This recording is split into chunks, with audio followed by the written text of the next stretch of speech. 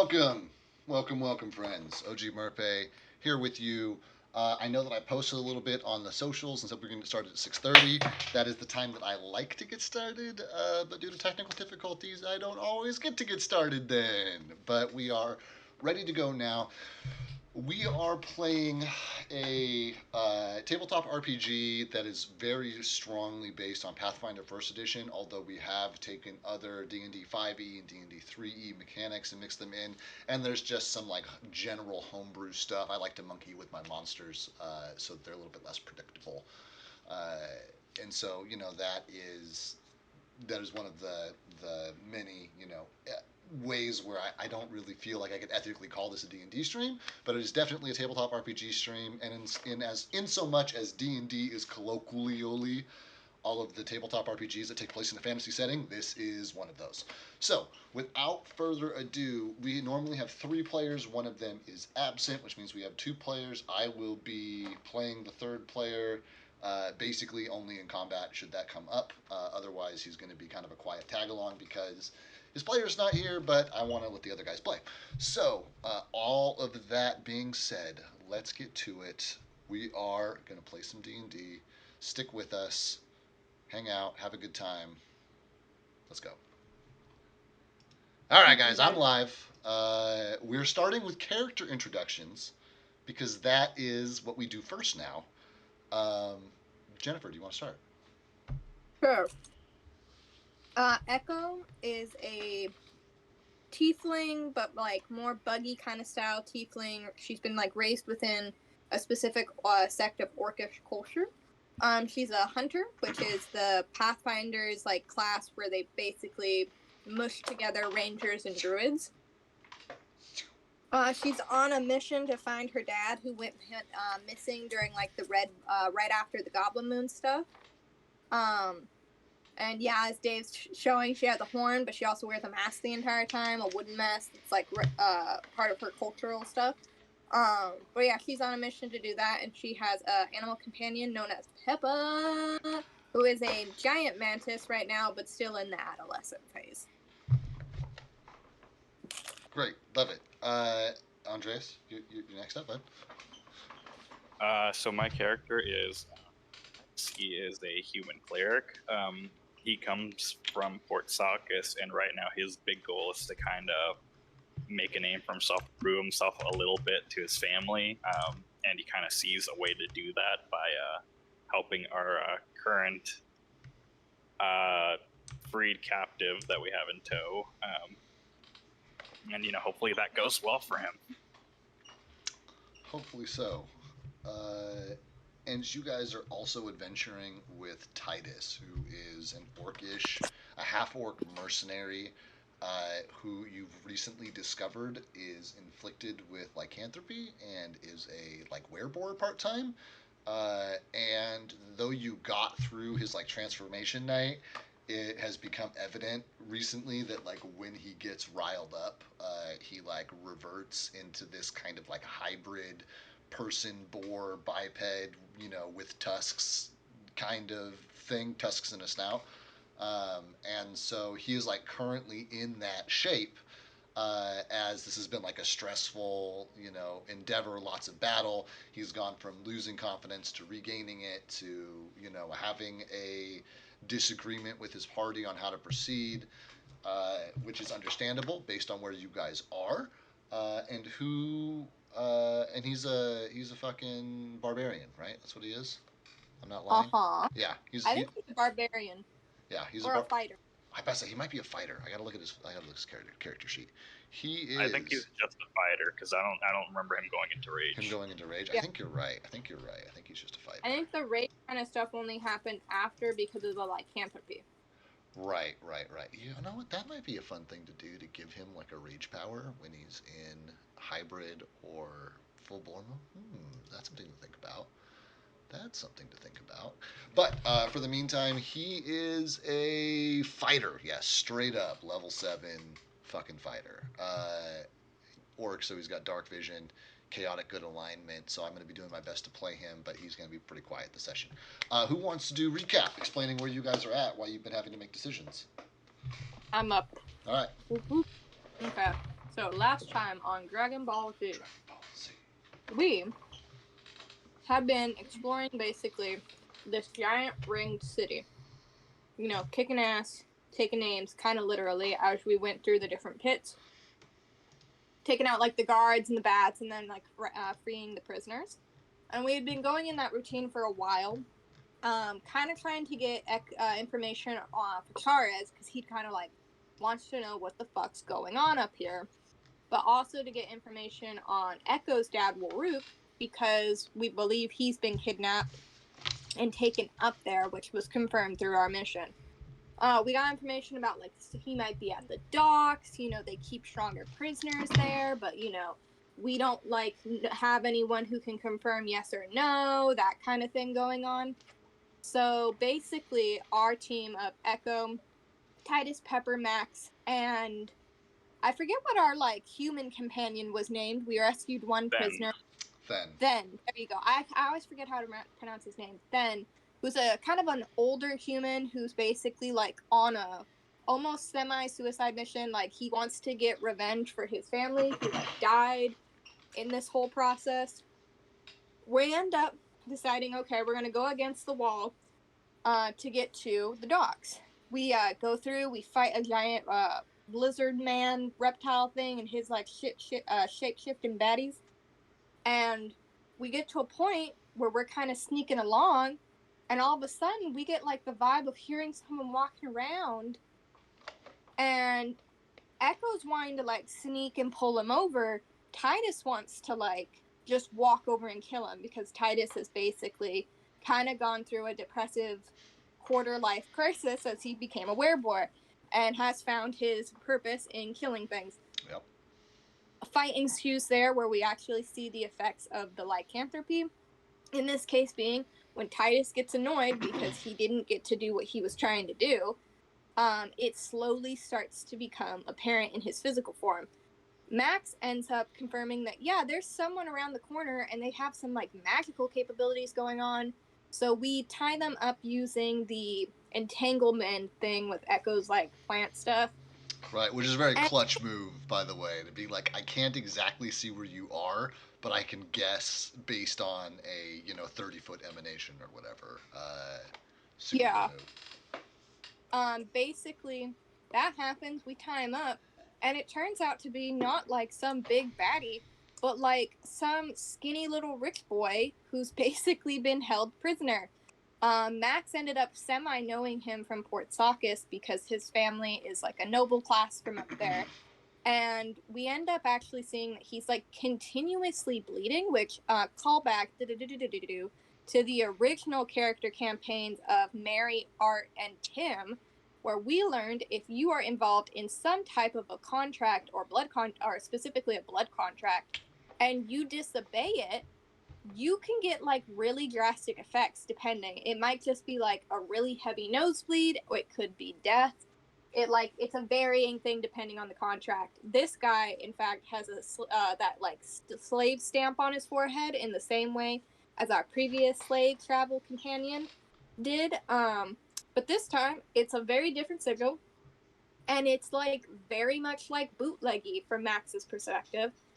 And Team Making the Dream Working, Echo combines her blood magic-y stuff with Max's traditional magic college schooling, and we end up being able to kind of halt the thing going on with him temporarily for about 12 hours, give or take. But we don't know what's going to happen after those 12 hours wear up. If we, when we basically have taken him, it could just be nose bleeding like it was with Mary. It could be explodey death. We don't know yet. But we basically decided after an argument with Titus that we're basically taking this guy and we're leaving. We've contacted the Eagles telepathically, and we are hoping they respond, but that is where we have left off. Yeah, that's a great recap. And real quick, Max, you're the one who communicated with the Eagles. Do you remember loosely what you said? It was roughly speaking, if they could lend any sort of aid. For example, if we come running out of there, would they be willing to, grant passage back to Ruinswick? that was the big thing, was securing a ride out of there, because it took so long to get over here with more companions. Yeah, for sure. Sweet. I love that. And so, with all of that, you guys now the five of you. So there, are the three of you that originally entered this place, plus then the older human man on a revenge arc, and Dimitri, who is the firstborn son of a middling baron in Port Saucus, uh, have made your way to the edge of this ruined city, which is surrounded by this illusionary dome, which traps a lot of the smoke inside this place and makes it appear mundane and as if it's empty as it should be, when in reality there are rivers of lava and ash drifting through the air, and you guys have discovered that there's all of these different shapeshifter type people. They, I believe, have referred to themselves at this point. Does anybody have in their notes what this group of people is called? Let me double check. Look, give me 1 second.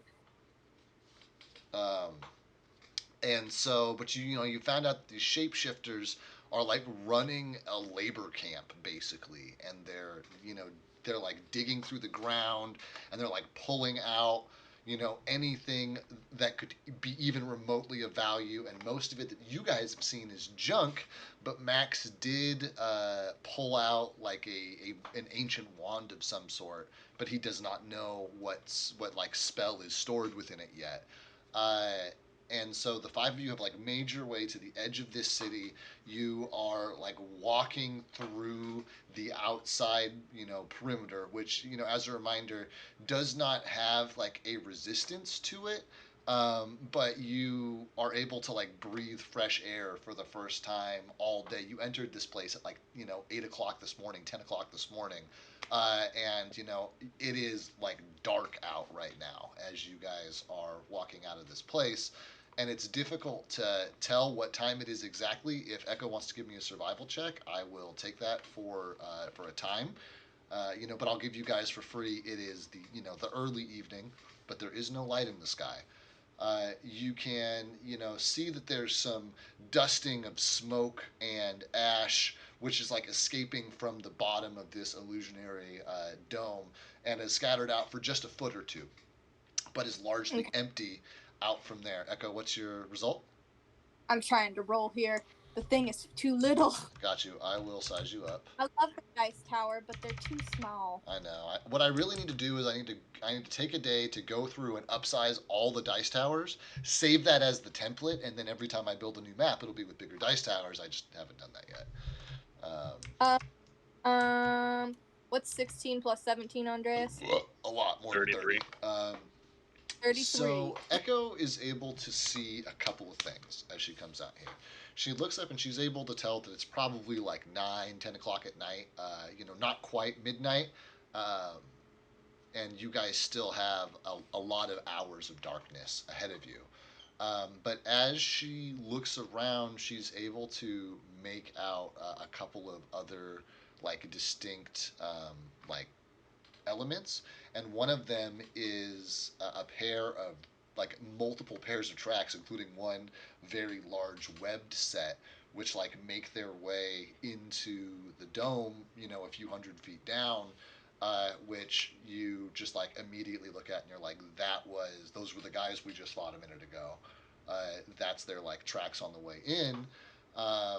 But you look around and you do see the dot of a fire, probably, I don't know, probably a mile or two ahead of you down the road.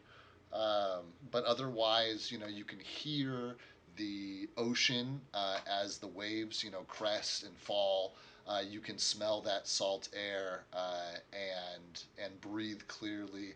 There is no light, however, because all of the light sources from behind you went out instantly. As soon as you guys walked out, you are exclusively in starlight at this point. But she knows that it's not quite midnight yet. She sees there's some tracks nearby and can spot this like source of light a few miles down the road.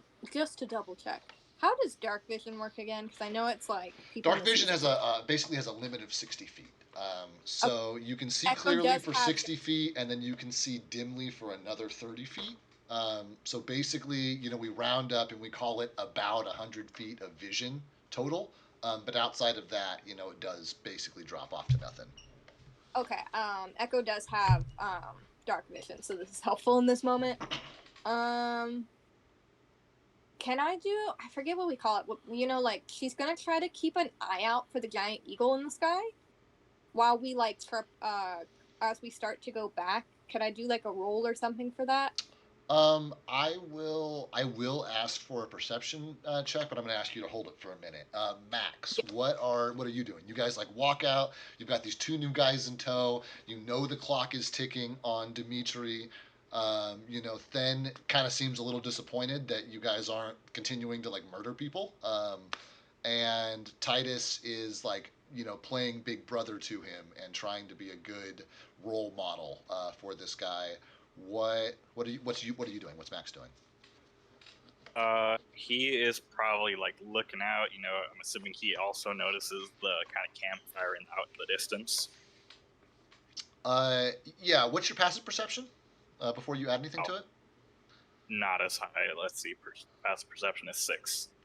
Is 6. I mean, you have no idea what the source of light is, but you can make out briefly a dot of light off in the distance. Yes. Okay.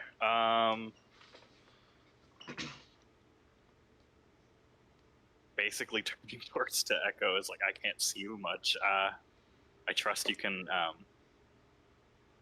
lead us out of here. It's like I do see a light out in the distance, but can't really tell what it is. And Echo's I can see fine. We'll be fine. And she's just gonna look at him and keep an eye out for the eagles. Yeah, and on that note, what was your final on that roll? I'm going to make a little note here.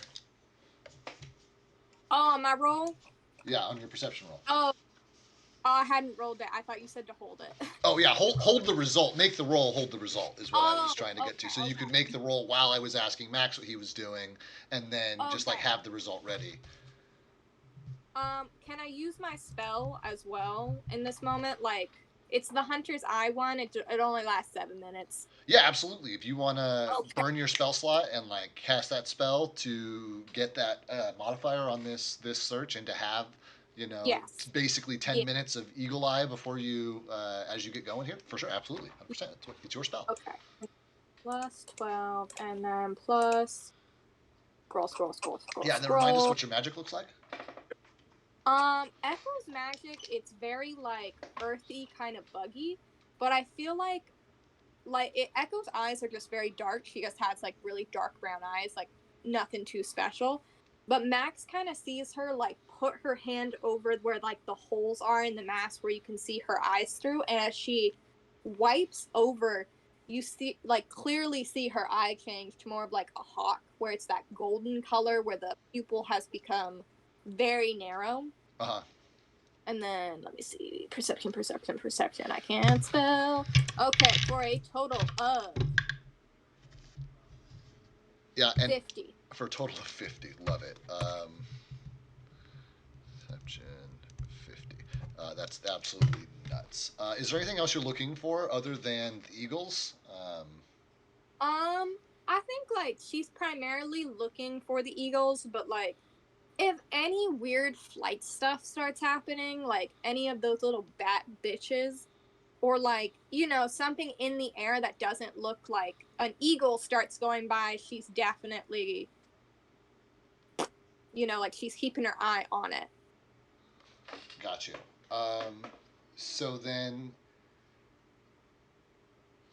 So then I will say that on a roll of 50, first off, this spell happens, you're obviously, like creating magic of some sort, and your two new companions are like watching you, and as your like eyes shift under your mask, Dimitri, in much the same way that he reacted to Titus, who is still in this like, hybrid werebore form, looks at you and is like, Jesus, is everybody part animal? Like, what is? Are you guys like rebels? What did you not like the way management was running things in there? And it's gonna kind of hiss at him, and is like, "We're not one of them. We're from Ruinswick." Bunch of animal people right now. And he turns to Max, who's the only person who's like obviously like just straight up a human. And it's just like, what? How do you keep the company of these beasts? Helps that there wasn't anyone else, and after a while you get used to it. I feel like with the comment of beasts, like our little slave guy here is being a bit wordy for someone who just got rescued, and I feel like Echo is going to take noticeable offense in the same way she gets offended when Titus calls her Bug Lady. Yeah. And she's just gonna stomp up to him. And he jumps back behind Max. And it's like, and she's looking at him, and she's just like, remember that we're the ones who saved you, and that my magic is part of the reason you're still alive. And it's like, never call me a beast again. And he's just like, oh, well, I guess that's true, but you'll have to forgive me. All of the animals I've been around have been less than kind. Everything with eyes like yours and fur like his. And he like points over towards Titus. He's like, it's nothing but beat me and starve me. And Echo's gonna be like, and now you're yelling at me, and it's triggering. I'm triggered. She's gonna look at Max, and she's just like, your leaders are weaklings. And she's just like, I have no intention of beating or starving you. If I had, I would have killed you by now. Be careful with your words. And she's just gonna start, leading the way. Love it. And as she turns back around, Max, do you? Because I'm gonna narrate the results of some perception stuff right now. But do you have any responses to this moment before we switch over to that? It's just good old Portsakis hospitality. You miss it after a while, and that's all he really has to say. It's just, I miss it dearly. I miss my feather bed, my cooks and servants, having resources and prestige, instead of walking everywhere with strange company. Gonna look back with the walking everywhere, and she's like, if you're light enough, you can sit on Pepper. And Pepper's just gonna kind of chirp up, and Pepper does have the saddle thing, even though she's technically not rideable by most people at this moment. And you kind of see Pepper kind of perk up and shimmy her butt a little bit to be like, hey. That dude's emaciated. He's probably light enough. Yeah, I'm gonna argue that he's light enough to at least be assisted by Pepper. He can't ride Pepper all day, but for an hour at a time for sure. He, she can, and she would never be able to fly both of their body weight kind of thing, but she can walk and just be like a little horse, basically a little bug horse. Maybe speed at the most. Right, and so. So yeah, I'm gonna say that you can do that, but he is not going to necessarily immediately want to do that. So I'm gonna need you to roll me a diplomacy check to see, and if you really want to, you can roll one for Pepper as well as she's doing her little dance. Okay, from both. Okay. Yeah. Hey, would I be able to help with because that? I'm gonna say Pepper's the one who's giving the help here. In that little wiggle, Who's Do I add Pepper's diplomacy? Add yours to one and add Pepper's to the other. That's kind of what I'm getting at. 18 for one, and then shit fell out. 18 for one. Saw that little bit on the edge there. oh, stay in the thing. 18 for one and 14 for the other. I'm gonna say 14's probably Pepper because she's a bug. The 18's gonna total out for 18, and Yeah. and the Pepper one's gonna total out. If Pepper has a higher diplomacy, I I swear to doubt God, Pepper. Pepper probably has a Pepper does negative not. charisma. I'm sure. Yeah, it's hers is gonna total out for 12. It's okay. 18's still not bad. And he is like terrified of you, but also like very fucking exhausted. And he like makes his way cautiously over to Pepper, and like just good bug with the very sharp scythes attached to his forepaws, and it's okay. We're just gonna, and he like pats the butt a little bit, and like starts like kind of clambering up on top of it, on top of Pepper, and just like sits in like the makeshift saddle, which is still too small for his size, but like Pepper's like body is big enough that he's kind of, as much as her body is just like cylindrical, he's just kind of got the like, like if you were floating down the river on a giant log, like that kind of posture, just like legs dangling Yeah. over, like toes almost like dragging on the ground kind of thing. Yeah. I And feel like yeah, and he's up there. Echo's gonna look at him, and she's just gonna say, if it helps, she's a pescatarian.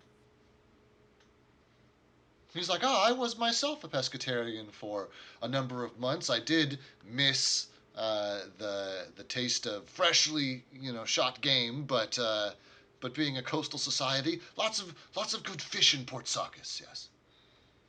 With that, Pepper's just gonna like chirp and nod her head, and it's like she's put her stance up, and she's gonna attempt to be like, like she's waving her hands like, yeah, fish. Pepper's trying to feel friendly. She feels bad for all these people. Got you. Sounds good. Everybody else just like they just see Pepper like do this little dance. She doesn't have really any real effective way to communicate with them. They like have no idea that she communicates via dance at all. They just like see her doing a little happy dance or whatever. Dimitri pretty much passes out immediately. He's like, "Wake me if there's food," and just like as soon as he's on, Pepper and like feels like he's not going to get murdered by anyone here, just like absolutely fucking crashes out. Uh, the Then is like back there, like kind of hanging out with Titus. The two of them are just like chit chatting about, like the battles you guys have just had. Um, but he kind of like breaks that and looks up to you, looks up to the two of you. Oh, I'm sorry, looks up to the two of you, and we'll get to him in a minute. I realized that I never got back to your check, Jennifer. So Echo turns back around after all of this, after he's mounted up, and looks back down the road and sees that the dot of light is actually a couple of dots of light, and they look like torches being carried by like human figures. And I'm going to say that with a result of 50, you can just like tell this is like a clump of like refugees, of like the people you saved out of the pits. Like presumably this is like the last uh, like batch or whatever that you guys let out. Like you can make out a couple of like familiar silhouettes down there. You look up towards the mountains, which is where you've seen the eagles, and you know now to look at the highest peak where they, seem to congregate, and you can make out there are always a few that are circling that peak specifically, but there does look like there's one that's on like a wider kind of arc. He's still staying pretty close to home, um, but he's on this like pretty wide arc, and you know that he can see you and he can see these refugees. Like you have eagle eye right now. You're like, if I can see him, he can fucking see us, and like he knows that we're here. Um, and then I'm going to say with a 50, you also feel super confident that that sea drake is like not in the area right now. You like scan the skies, and even though it's dark, there are no like mysterious shapes or forms of night moving against the stars, blotting them out or anything. Like those shapes, those silhouettes are all eagles over by the mountain. And you can tell that those figures ahead of you are like most of the way to the bridge that you guys like repaired on the way over. Uh-huh. Okay, so with the figures in the distance, like how far would you say they They're like a mile or two down the road. are? Okay. Echo's gonna kind of look back to Max and Titus and then and Pepper, and not Dimitri. He's passed out. But basically, it's kind of like I can make out the prisoners are up there, the ones that we freed last. The eagles seem to be in flight, and they seem to have noticed us. We should probably get to the prisoners as quickly as can to make sure they close their torches and whatnot, so we can travel with them a bit safer. Sounds And good. she's gonna start kind of speed walking, I think, or at least maybe like jogging, trying to move as quickly as she can. Yeah, so To get basically, I'll just ask you guys point blank: are you more interested in moving quickly or more interested in moving quietly? Oh shit.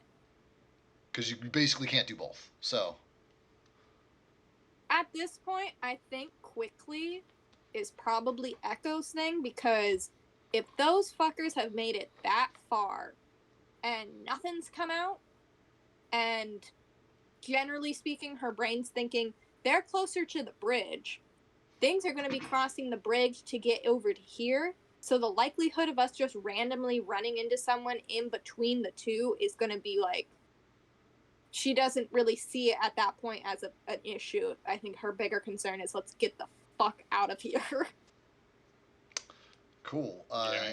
Yeah, Echo just like takes off, and Pepper like trots behind her, and the two of them basically start like she's describing, like, not sprinting because that's not sustainable, but like jog running forward, um, at like at a pretty steady pace. What's your how you responding, Max? Uh, probably the same. Just keeping an eye out for anything moving as we're going. Cool. Because you're looking for something different, I will also take a perception check from Max.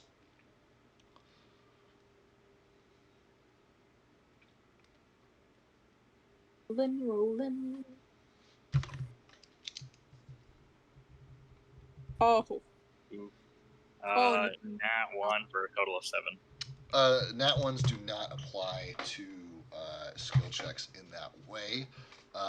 But yeah, still a fairly low result. It's dark. You don't have night vision. You're getting negative modifiers on top of that anyway.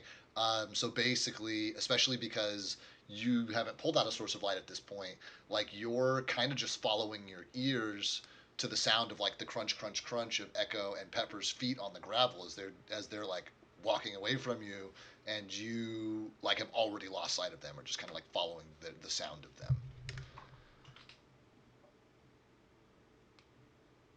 And you hear Titus and Then like coming up behind you, and Then is obviously like tripping and stumbling a lot himself, not being able to see really well here in the dark. But like you guys are just like stumbling along, but he's being helped by Titus, who does have low light vision. And I will say that Titus is extending that help to you as well, and is just trying to like guide the three of you guys. Like, watch out, there's a rock up here. There's a pit.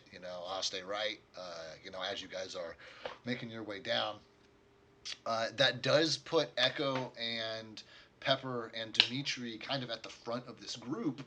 Um, what is your what's your MO? What's your prerogative here as you're moving forward? You're like that your eagle vision is going to run out before you like get to them. Um, but what are you? Are you doing anything with that before it's gone? And then once it's gone, you guys are just kind of moving forward. Uh, is there any plan you're going with, or are you just going to kind of like walk up to the survivors and be like, "Hey, yo, what's up?" I think Echo's plan, like as she's running, she knows like her eagle vision's going to be running out, and like they're straight ahead, so she's probably not necessarily looking at them anymore. I think she's probably looking around a bit as she's running, like, she's obviously not sneaking through this area, so she's like keeping an eye out for anything noticeably weird that she might spot with her eagle vision.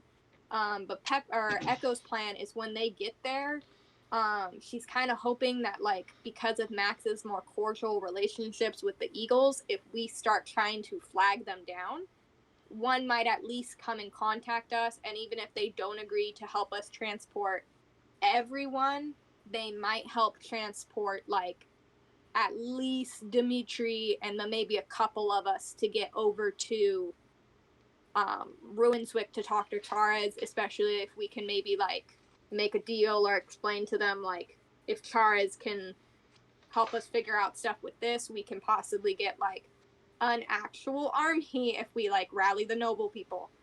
That's kind of her hope from this situation. So then my question is, how are you trying to get that eagle's attention?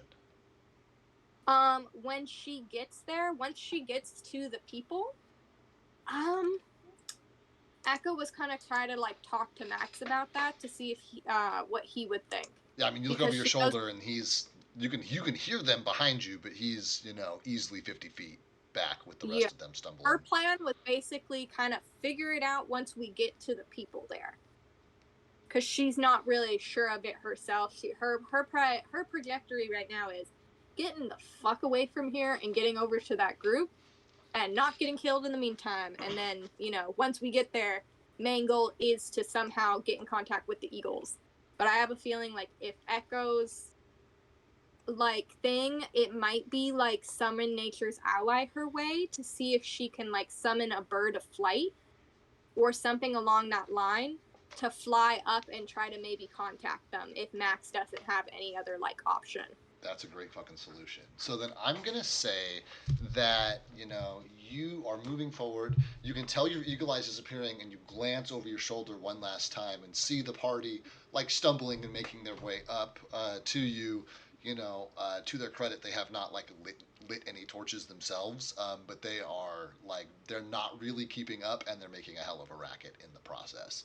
And you're like sitting back outside of the like circle of light generated by these torches, and you can tell that now that you're like this close, that not everybody is like you released a batch of 5 prisoners, but there are only 3 of them that are here right now, and. Or I'm sorry, I guess you're not all the way there yet. So you make your way most of the way there. You're just outside the ring of light. You see them coming behind you. Your vision drops. You make your way the rest of the mile and some with the guys coming behind, and you catch up to them like just about the time they're getting ready to cross the bridge. But you're still far enough back that you have a semblance of privacy. You can tell there's only 3 of them. And what was your perception roll before what was your eagle modifier on that roll? It's like plus 20 or something, right? Yeah, the hunter's eye was 20, my roll was 12, and then my like skill thing 18. My perception's 14. Okay, so then you're still basically at 30 at your perception even after this drops off. So you're able to make out some like snippets of conversation. Like you can hear that one of these people is talking to the other one and saying, like, what fucking luck to get released and run into a patrol while we're out here, and just say, I know, but we managed to get away. We can't dwell on that now. We just need to keep moving. You know what's going to happen. And he's like, I know you're right. And they just like continue making their way down the path, getting pretty close to the bridge. The rest of the guys like stumble up behind you, and you can hear them coming, a quarter mile out as they're like covering this distance here. And they like, basically, if you don't announce yourself, they're basically going to just like run into you. I guess Titus would stop them. So Titus like sees you, you hear Titus's voice, like, and we caught up, they're here. And you guys are all together, like just outside this kind of ring of torchlight as these 3, escaped figures are making their way over to the bridge. What are you guys doing? I feel like Echo's gonna be like, stop! To the party? To the party of 3 that we're running into. Okay, so you're not discussing with Max about the eagle.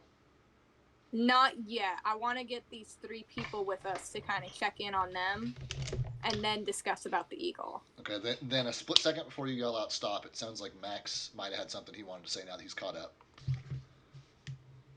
It was just going to be like, are you sure that those are people? And it was like, I'm pretty sure they're people. And it's like, I don't think they would be talking about their friends dying randomly in a patroon fight if they weren't the people.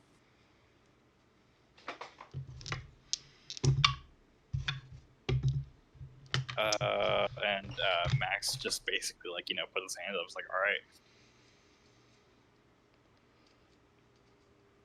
right. And as you guys do that and turn around and you yell out, I'm sorry, what'd you yell out, Echo? I think she was like, she just kind of yells out, like, stop, wait, like, that kind of, that thing.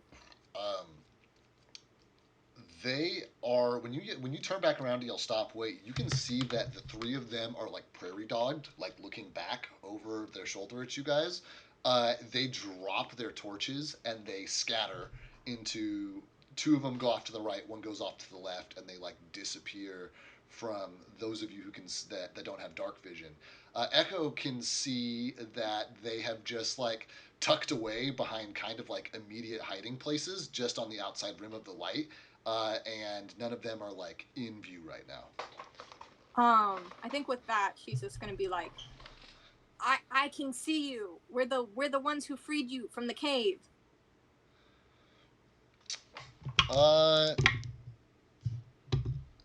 And you hear one of them say, I recognize the voice. That's the crazy one looking for her dad. And everybody like kind of like you see like heads pop out, as they all like stay in place, but they're like visible to you. They can't really see you, you know, but they're just like kind of like staying in their cover. But they're like, we're trying to get back. I don't suppose you have a way back or nowhere to go. And I feel like Echo's a bit out of breath because, like, unlike the rest of her companions, she is running with a wooden mask on. So, like, I think it's just, like, through, like... And she's like, Max, call the Eagles.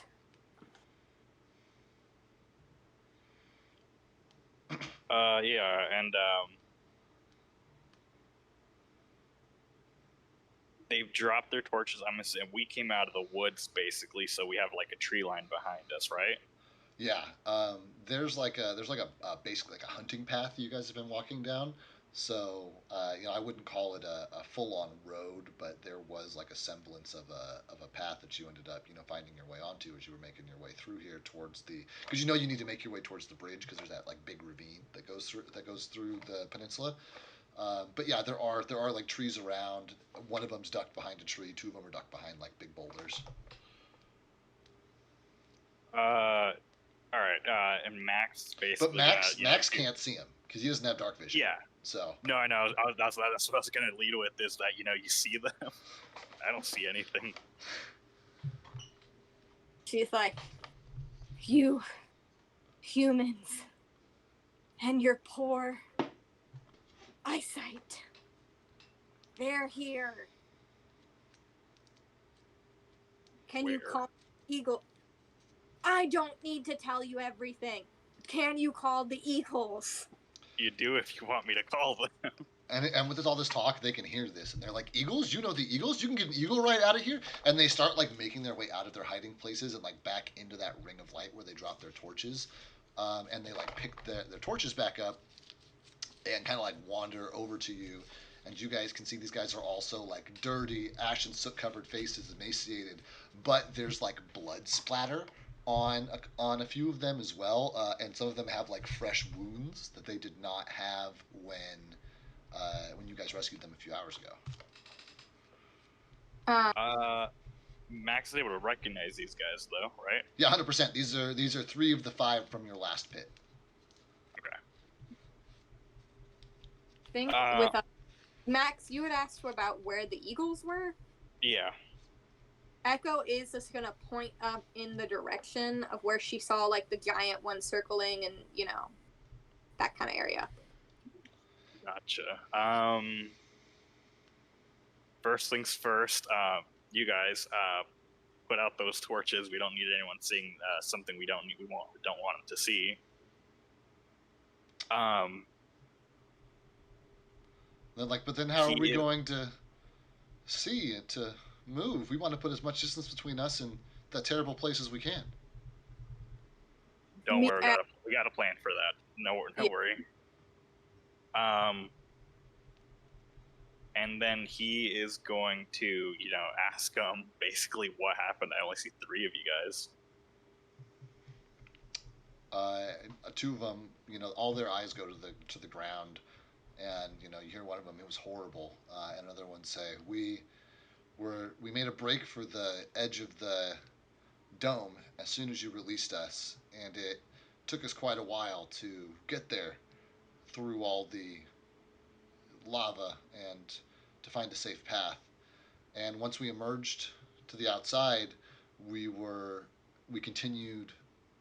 We didn't know where we were, and we just ran away from the dome, and we ended up, we can see the coastline, and for as far as we could tell, those mountains are the closest thing anywhere.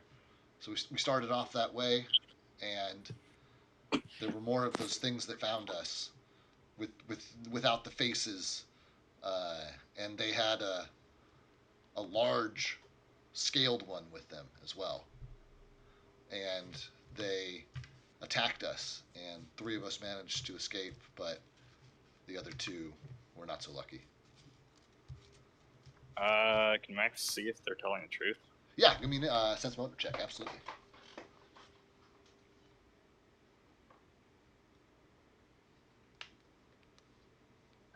Sense motive. 17.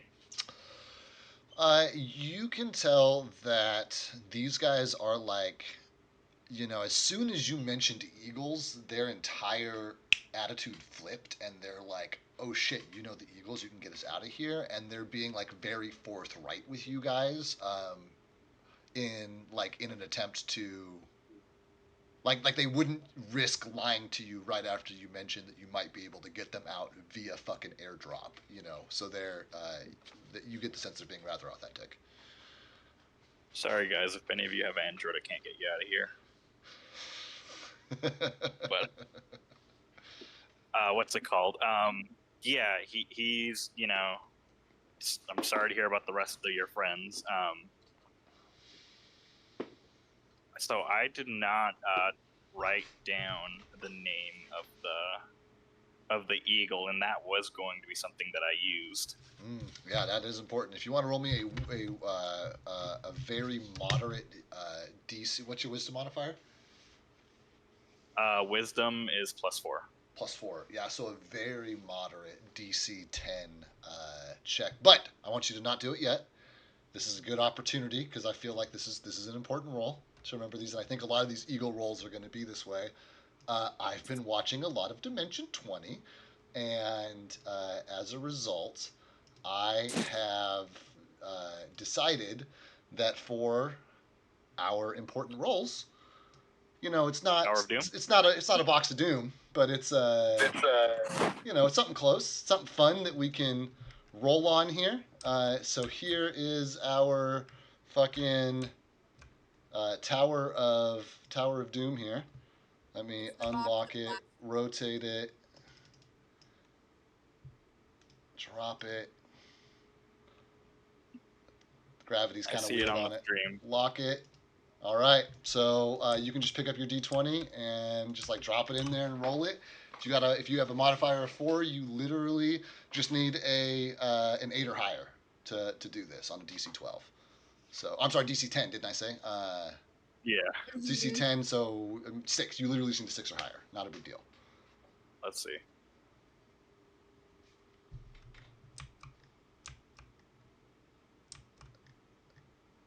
Boom. Easy.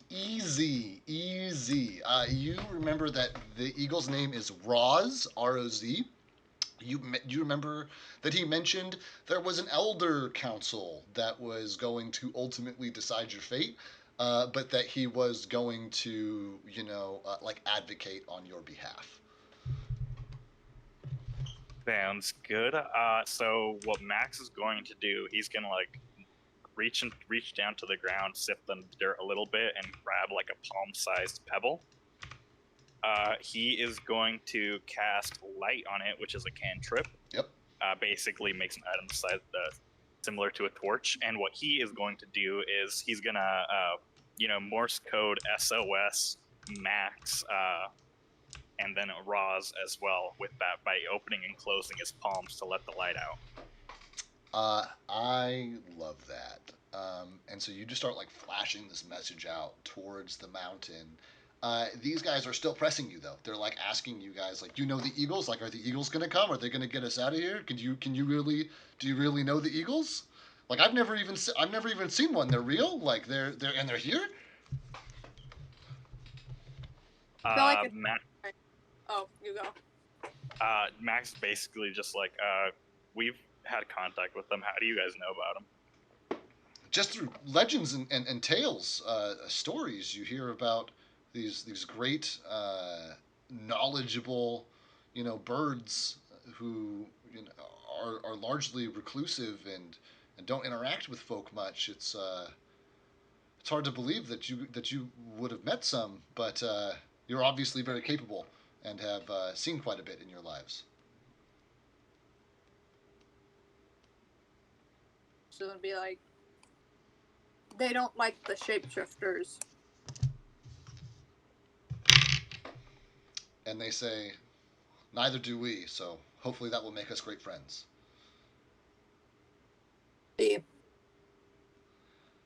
And so you flash this stuff. You guys are sitting here at the edge of the, at the foot of the bridge here. You've got another, few hundred feet to go there.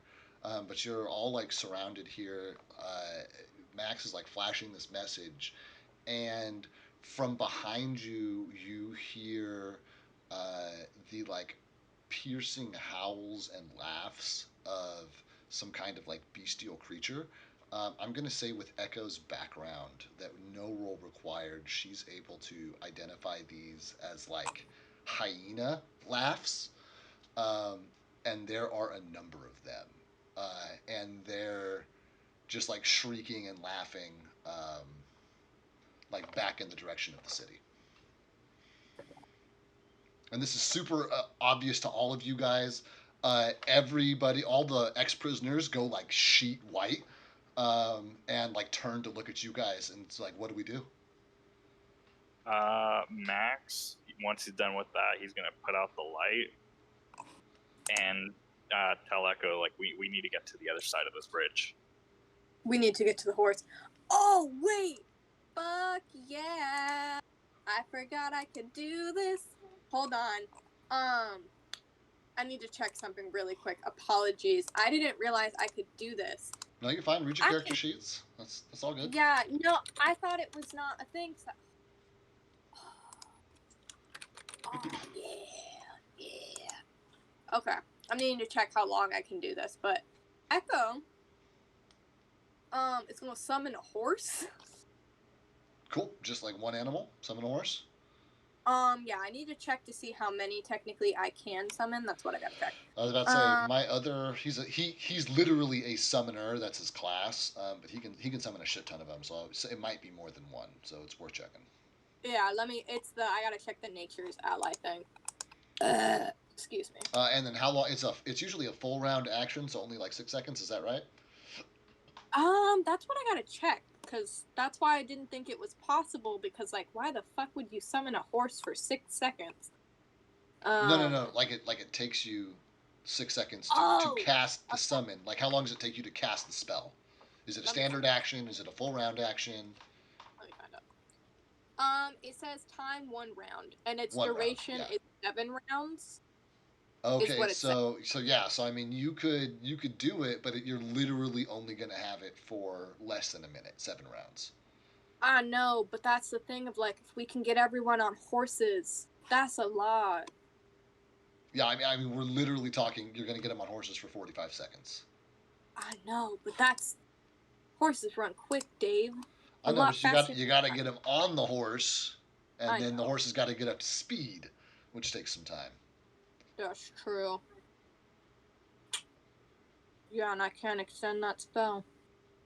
I was about to say Oh, I never love the mind. creative result, for sure, or the creative solution for sure, but it is Yeah, you we are gotta limited. play by the Yeah, rules. you are limited by that in that way. So let's because I think for Echo she has Pepper and that's her big like animal thing. So that makes sense that you'd have like a very limited scope on your summoning of other Yeah, okay. creatures. Yeah, no, I thought, okay, yeah. Cool. I think it's just gonna be, we gotta skedaddle. So these things have like I'm, shrieked behind you. Your prisoners have all looked at you, or your refugees, I guess, have all looked at you and said, "What do we do?" You guys have said skedaddle, scoot, and they just like turn and run across the bridge and start just like fucking booking to the other side. They didn't have time to put their torches out, and before all this happened, and they still have not put their torches out, and they're just like running full bore just like fucking out of there. Then is the only one who has not and is like staying with you guys, and and just being like, do we stand and fight? Are we gonna run? Are we waiting for the Eagles? What are we doing? We're getting to Echo's, the other side at least. yeah. Echo's like, we need to get to the horse at minimum. And then Titus's eyes light up. He's like, Hidalgo, and you guys like skedaddle, make your way across this bridge, which is fortunately still repaired by by the nature of the mending spell. Like actually fixes stuff. It doesn't have a duration, so this what was once an illusionary bridge is like a real one now. And you guys like make your way to the other side of the bridge.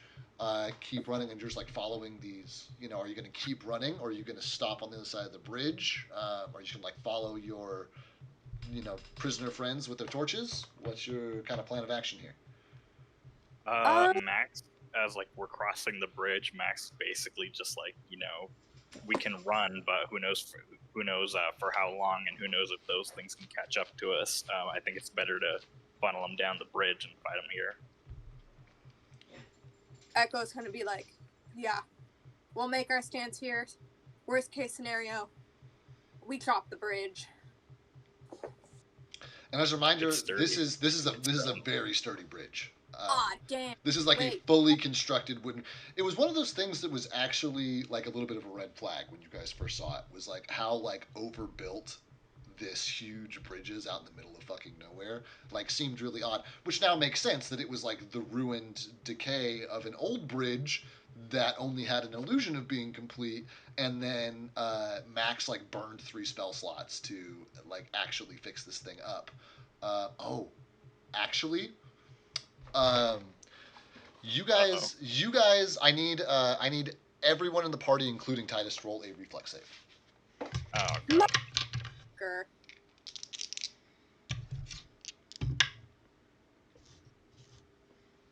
Okay, Titus made his save. These are DC 14 saves.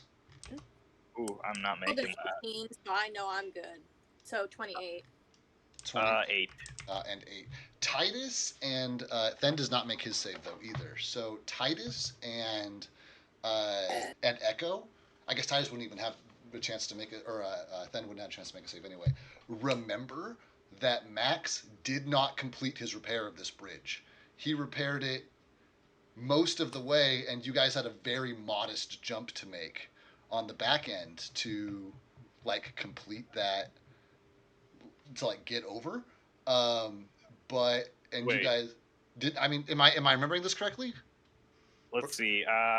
I burned. No, I think I burned off. I burned 4 spell slots. You burned 4. complete Okay, it was 3 was most of the way. I remember there was some debate on that 4th spell slot. Yeah. It sounds like you did end up deciding to burn it. Which Yeah. here you go then, man. This is validation at its finest. These is guys, because these were bad. saves for you guys to like snatch these guys out of the air, and somebody was going to straight up tumble to their death like through the illusion. I was If just about you guys to be didn't, like, but oh my God. but that is a good call. That you, I'm glad you have that in your notes. You burned 4 spell slots. For a second Yeah. there, I was about to be like, these fuckers are gonna tumble. right That's into why the I pit. burned that fourth one, was because in case we needed to run back for whatever reason and we forgot about it. Here you are running back for whatever reason. So, so there you go. Nullify those reflex saves. Woo. You guys run across the bridge. You guys decide to make your stand on the other side, which Titus is very excited about. He's ready to fucking kill stuff. Um, but your prisoners are like fucking running down the road, and Then like turns to you guys and is like, "Do you want me to run after them, or do you want me here protecting the?" And he like holds it over his shoulder to Dimitri, who's still fucking like dead asleep on Pepper. Um, Run after them and get them to stop. Who knows what they're going to encounter in the woods. Bring them close back here if you can. I'll try. Yeah. And he just fucking like Echo's tears gonna off after him. Oh wait, before he leaves, Echo's gonna be like, "Have them turn out their torches." And he like then gives you a thumbs up from behind as is like, as he's like making his way out, and he just like runs after the party. Dimitri is asleep on Pepper's back. You guys are on the other side of the bridge, and Echo can see that one of the eagles is like making an approach towards you guys. Okay. It's just gonna be in magic stance mode on her last this level spell. So this is the last time I can use my entangle.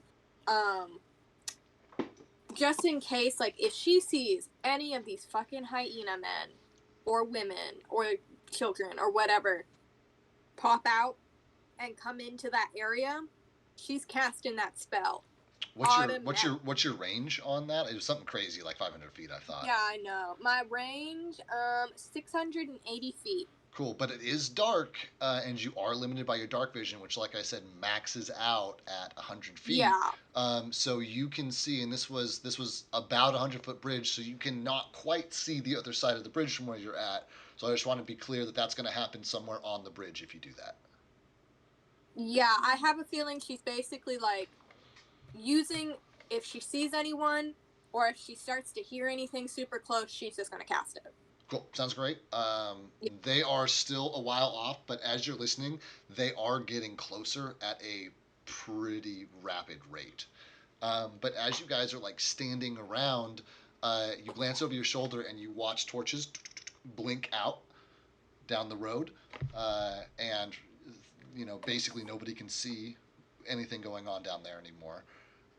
And this eagle like gets significantly closer to you, and you guys can tell that those like hyenas are probably about at the halfway point to the bridge. They've probably covered a mile in 10 minutes. You know what I mean? Like they're just like fucking screaming through the forest and the boulders towards you guys.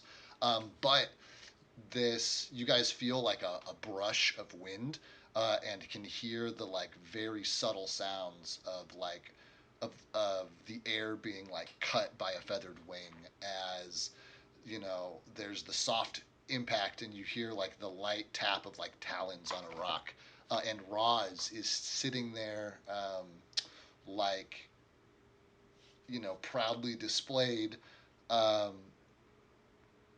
Andreas, I need you to roll me our second box roll of the night. This is a D4, and this is for additional eagles that are showing up with Roz. Does anyone please tell me you have what? Are we for the box of doom? Are we able to use like any of our points? I think I have to lock it actually. Yeah, I mean that's inspiration. Inspiration is literally just a reroll. Yeah. If you want to use it on this roll, is the time. But you don't. You only have to. I mean, yeah, now would be the time basically. If you want to roll twice. Yeah. That's before the roll's done, right? That's before the results are announced. But because you know what this is going to be, I'm going to make you choose if you're going to use that now. I'm going to use it now. Okay, great. So just roll twice, and if you get a 4 right out the gate, if you get 2 4s, I will give you an extra eagle. Please. That's okay. That's good. We're not getting that 5, but we are. But you're We can only not. go You're up from probably not going to get just one either. Wow. Even with your advantage, one What'd you twice. roll the first What are time? the chances? Hold up, let me check something real quick. I'll take the roll as is, but I want to see something. Okay. I watched it tumble, and you just legitimately rolled Can a I do it? third one. That is Can I do it for wild. funny to see if this is a case of the box of doom doing weird? I want you guys to know that my first test roll through the box of doom was Get a in there. natural 20, and my third test roll was a natural Wait a 1. minute. So it's very The box- chaotic. I'm gonna say this. It's been No, I'm one. watching it tumble, guys. I can see it turn in there. I don't think it's. Can we roll it in? Hold on, Let's see. motherfucker. If this is a 1 again, can we re-roll Look, it? I based just off watched it bounce off. Well, it bounced off the outside. It was. I think it was just bad luck. I'm about to say it was just bad luck because I'm gonna I roll was gonna something say, that's higher than let's than have Dave one roll it. right now. Well, if I can fucking. If it rolls on the outside, it's fine. It's when it's on the inside, it's like. That's where it's. Look, I watched it flip right there. Okay, it came a 2. Okay, it was just bad luck. I just wanted to check because There's, that was weird. but it's a D4. There's a 25% chance of any face coming up instead of a 5% chance. So it's just significantly more likely you're going to get the same number a few times in a row. I know. Weird. Okay, well, there it is. So Roz shows up, and there's a second eagle with Roz, and he, approaches you guys and says, "I could not get any additional help from the council. However, and my life mate, me and my bonded partner, were given permission to risk our own lives on this quest with you to get you back to safety if we like. And we saw that you are being pursued, and there's a pack of hyenas that are making their way down here, surely to murder. Yeah, I'm sorry, Jeremy. You're missing out on the eagles. There's only 2 of them. But yeah, there are 2 eagles here who are basically telling you guys, like, we saw the hyenas that are coming after you. We could not secure help from the Elders Council, but we were granted permission ourselves to do what we can to aid you. Um, you know, he kind of like looks at Max and like pointedly reminds you that does not mean they're there to be ridden. But he says that you know, they can like expedite like 2 of you apiece. They've got 2 huge like talon claws, and they can hold 1 person in each hand. And so basically, they're offering to airlift 4 people out of here if you guys want to take them up on that.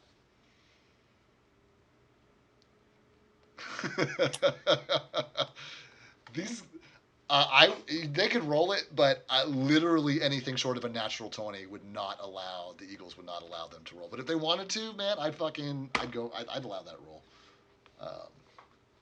Okay, so with us right now, to clarify, we have we got Titus, we got Max, Echo, and Pepper with Dimitri on top. Pepper with Dimitri on top. Fen disappeared behind you down the road, and the 3 torches blinked out. So presumably he caught up to them, gave them Echo's instruction, put out your torches, and like you guys don't know where they are right now. They're out of sight, out of mind. Echo's gonna look at Max and it's like, if we go now, the hyenas will kill them. Yep. Max is like, how many hyenas do you think you saw? Well, Echo didn't see him. No, he's asking the Eagles who did see. Oh, okay. And they say twice as many as your number. Ooh. And Echo's gonna look at the Eagles. Ooh, a bran flake's in my throat. Oh, my old woman cereal's coming back to haunt me. She's just gonna look at the Eagles and it's like, would you fight beside us? And they will say that, we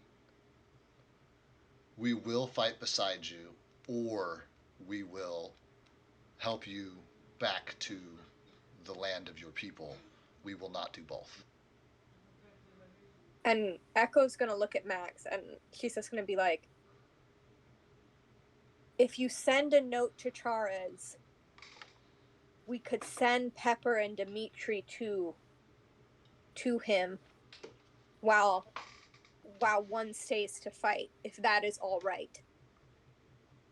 So you're asking to have one fight with you while the other delivers to people? Pepper and Dimitri, yeah. Roll me. We're gonna this eagle. This is a very clutch interaction. So all of these eagle rolls are box rolls. God damn. So because this is, I mean, this is literally, this is it. This is your cheat code to get out of here. Otherwise, you guys are stuck fighting these hyenas, and who knows what else you're gonna run into over the next 4 days. It's nighttime right now. Like, this is really gonna make the difference between like being successful or not. So absolutely, these are all big box rolls.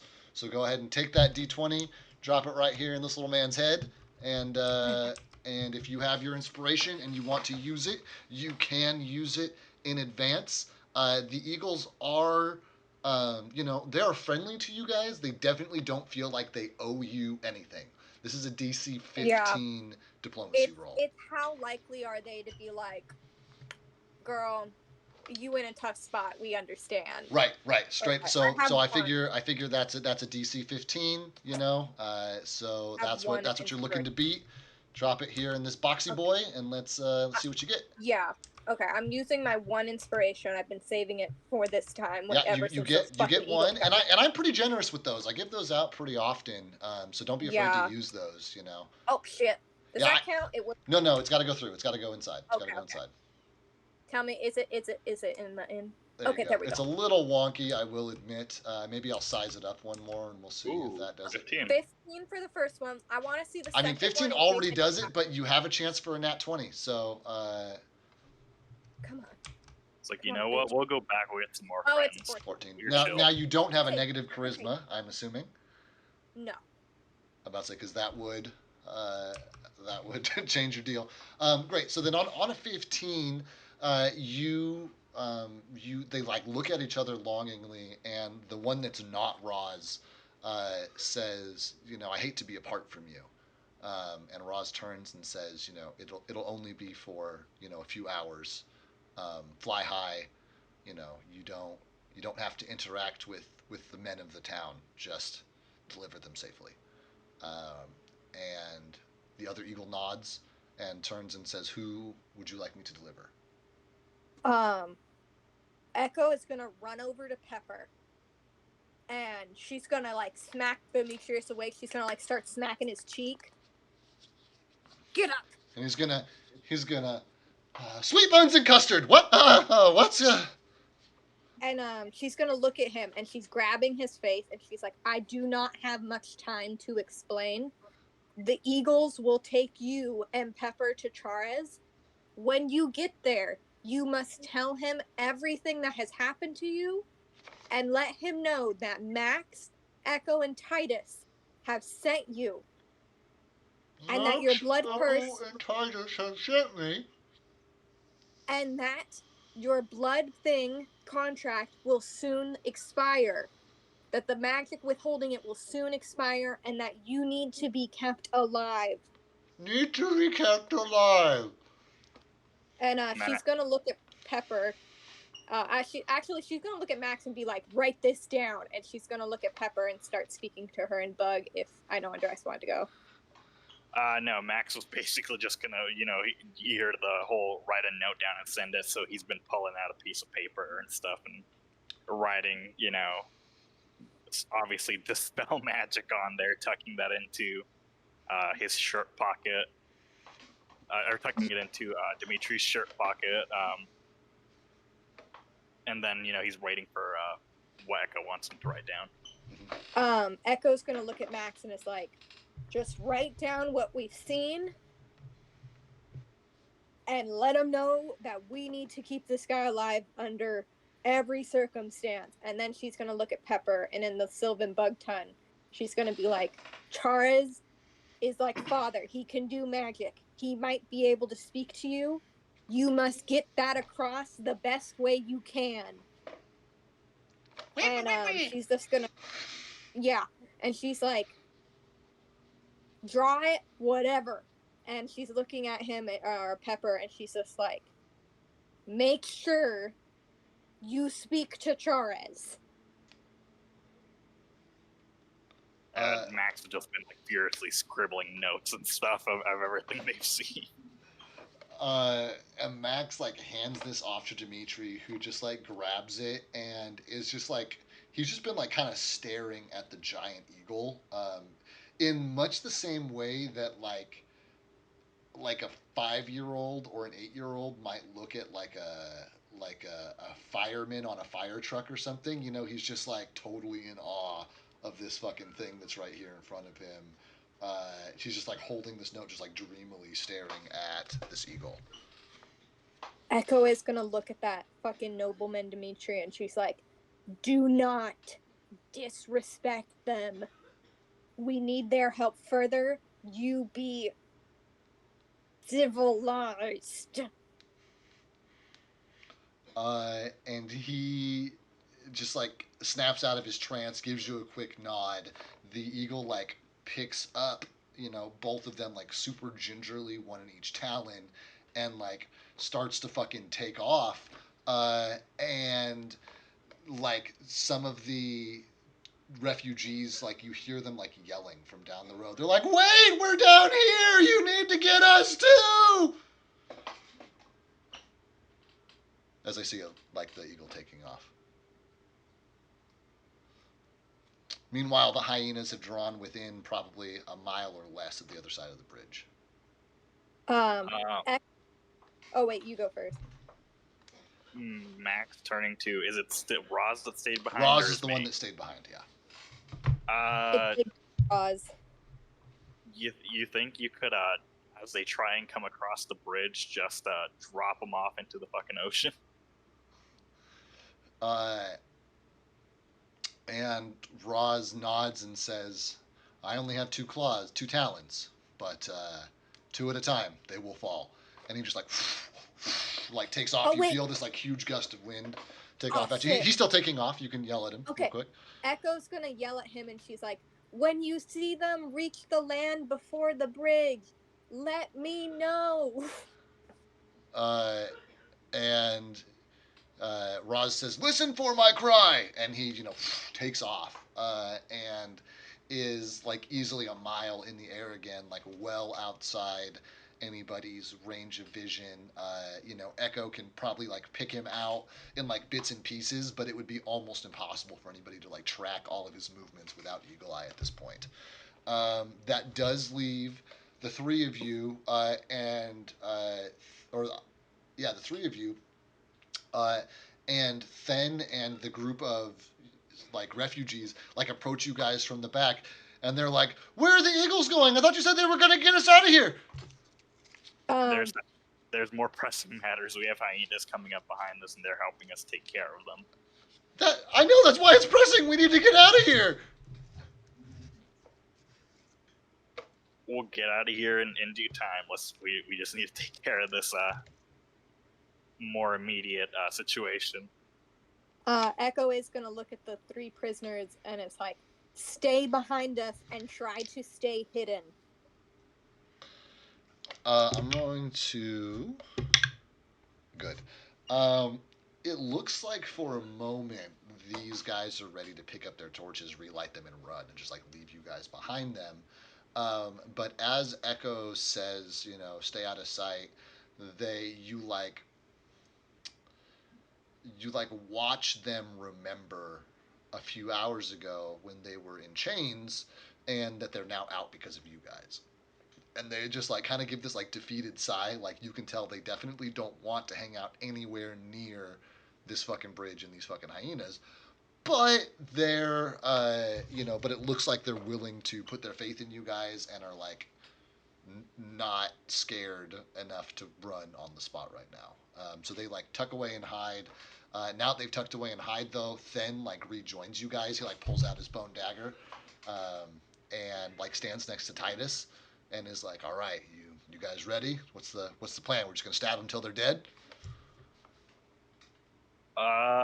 DM question at this point. Yeah, shoot.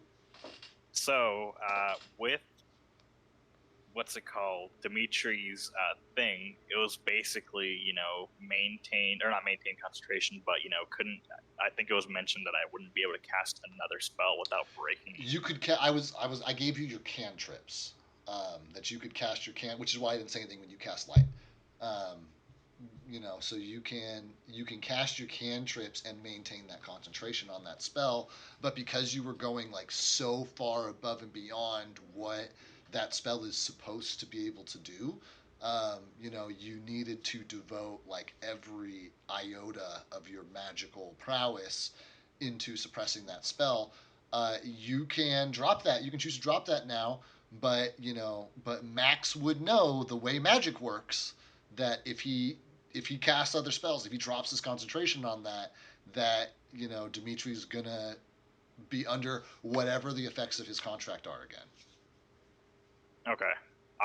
Yeah, in that case, then he's gonna, I wanted to clarify that before I started casting Yeah, stuff. 100% would be very obvious to Max that that's the way this works. He like knows his own magic. He's like classically trained in magic, and he's kind of already like off book, so to speak, in what he's doing. But it was all like bootleg and stuff, and he's like, fuck it, if they can make their magic, I can make magic too. And just like fucking did it. He had the tools he needed to do it, but it's not something he could like confidently recreate. So anyway. Gotcha. In that case, then, what Max is going to do is, okay. He's gonna cantrip on everyone here that's fighting. He's gonna use resistance, which duration of 1 minute. Takes standard action to cast. You imbue the subject with a magical energy that protects it from harm, granting it +1 resistance bonus on saves. Cool, sounds great. I think the way that that's written is that it's also only designed to work on one person at a time, but because it's such a minor buff, I'm going to super allow you to give it to everybody here. Just if it comes up in the future, and I push back a little bit, just remind me that I, said that's fine. So yeah, and remind us what your magic looks like. We've only seen you cast light so far. What does your magic look like? It's pretty basic. It's a orange glow coming off of him. Okay, cool. So you cast this resistance on everybody, and that glow transfers to them, and they all start to glow as well, Then included. Just something light, not so much as to like give them away in the darkness, but it's more of a very soft kind of effect, and you guys can hear like the different like sounds of the hyenas that are obviously like communicating with one another with like different yips and like laughs and cackles and ear piercing shrieks, which are growing like louder and louder as they come through here. And slowly but surely you see a bunch of them like appear on the other side of the bridge, and they're all just kind of like in a semicircle. And I guess this is technically outside your range of vision, Echo, but I'm going to give it to you for dramatic effect. That they're like kind of in a semicircle just on the other side of the bridge. You can see like the moonlight and the starlight like glinting off their eyes in much the same way that like cats have that eye on eye glimmer. And with your like survival knowledge, that means that they have like exceptionally good like night eyes. They are like straight up hyenas. They aren't like hyena people. They are like four-legged hyena animals, just like a full ass pack of them. There's probably like 8, 10 of them here, and they're just kind of like yipping and snarling on the other side of the bridge, and they haven't really moved yet. And you see like Roz, circling overhead, little flashes of him. He hasn't called out anything yet. And you guys are kind of in this like standoff with each of you on each side of the bridge.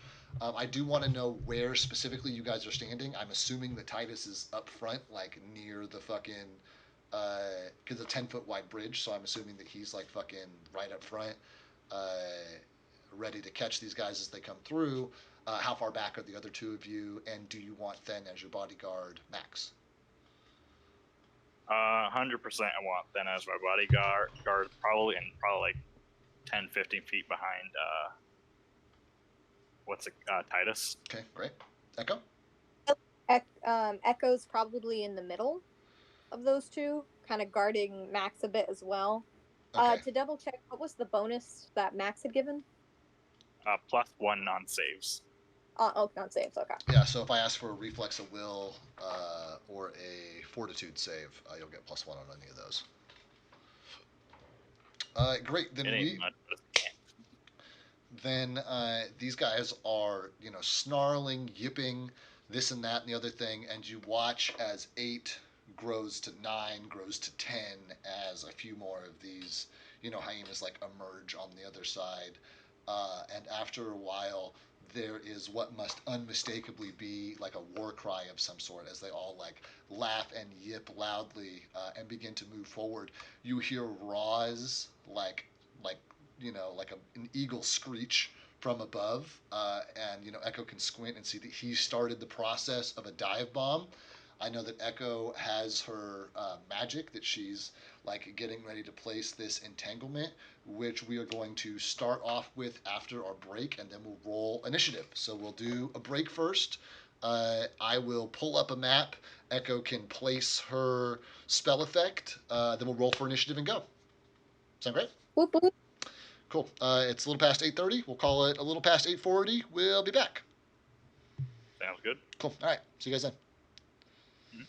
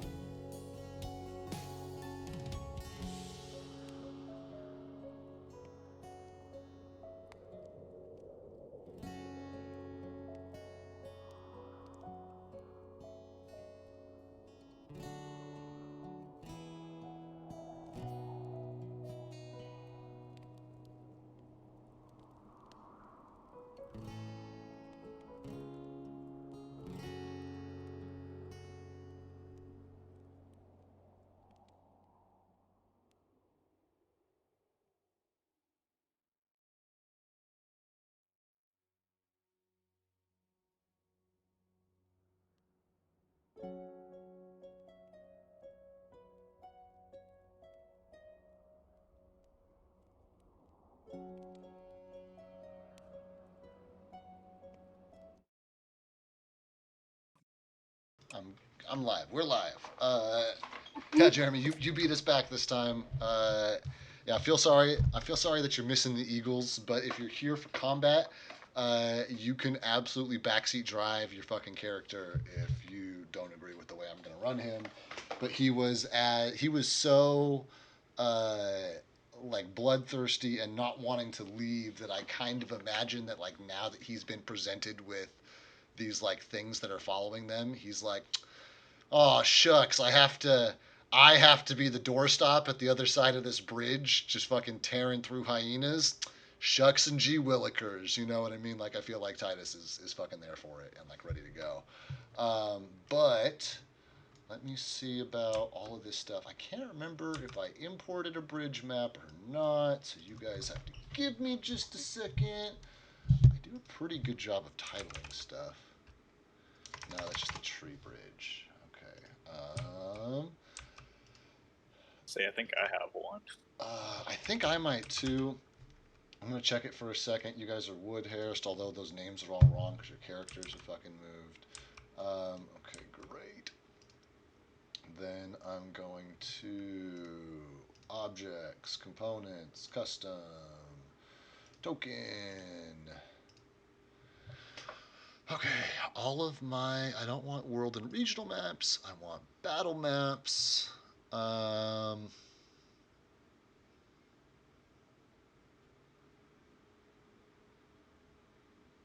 yeah, right here at the top. Bridge over gorge. Look at this. I'm so ready for this shit. No scribbled maps tonight.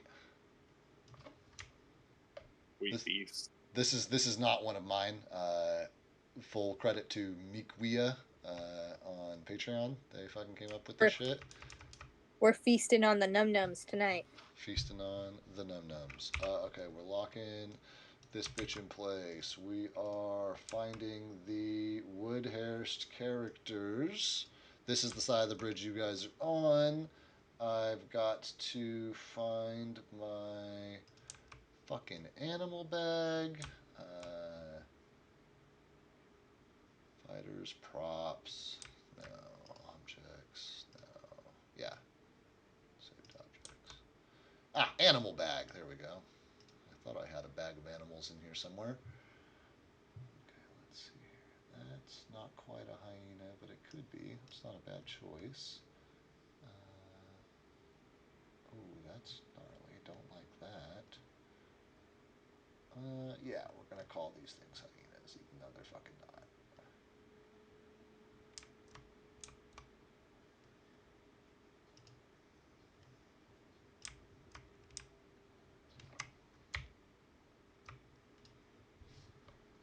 Let me turn the fucking grid off.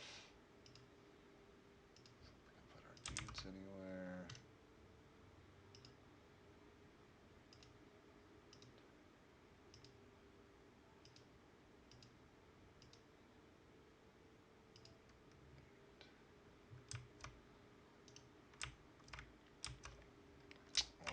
Okay, then I should really remove your guys' old characters because I never remember who's who in here.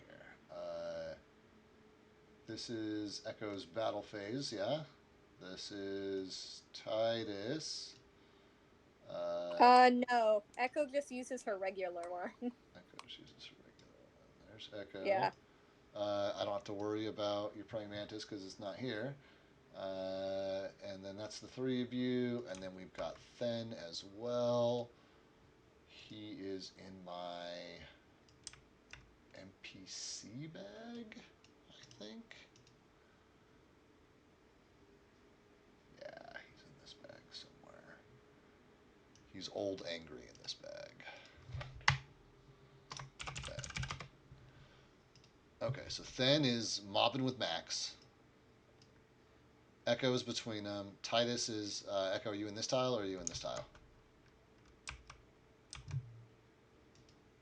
There you go. Great. So as a reminder, it is pitch black. You, Max, especially, you have light on your deal, so you've got 30 feet of bright, 30 feet of dim, I believe is the way that works out. So 60 feet of effective vision. 5, 10, 15, 20, 25, 30, 35, 40, 45, 50, 55, 60. So you can see about halfway across the bridge. I don't know if he's back yet, honestly. But I'm back in this thing, but I'm loading up what's it called right now. Got you. As long as you can hear my voice. So you can see about halfway across the bridge. Echo can see most of the way across the bridge. She can just see like the shadows forming on the other side. Because she has range on her spell, she could like guesstimate past the bridge, and I'd have her roll probably a percentile dice to see how like on the money she was for not being able to see where she's casting. But if you wanted to cast it anywhere on the bridge, you could cast your tentacle thing. What is your? You've just heard the cry of Roz ahead of you, letting you know that like these guys are moving now across the bridge, and you had your entanglement ready. So where do you want to pop that thing?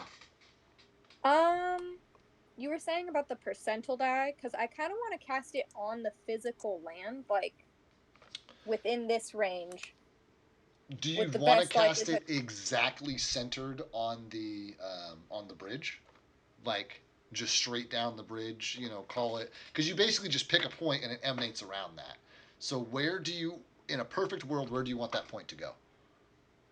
In a perfect world, probably about like about here, like about. Perfect. That's I would say the absolute limit of your night vision. So if you want that to be where you place it, that'll be the center of it. It's a how big's the radius on it? The radius is, I believe, 40 feet, 40-foot radius. 40-foot radius. I'm going to switch this over to. I'm actually going to make it blue just so I know it. I can see it against this green here. And Yeah. you centered it. You said about there, or There, rather give or there. take, yeah. So 5, 10, 15, 20, 25, 30, 35, 40 is exactly kind of the edge here, and then it'll wrap around. Let me see here. 5, 10, 15, 20, 25, 30, 35, 40. So there, 5, 10, 15, 20, 30, 40, there. So obviously it only, affects the bridge, 5, 10, 15, 20, 25, 30, 35, 40. It doesn't affect the like mountainside, or anything like that. But I'm outlining in blue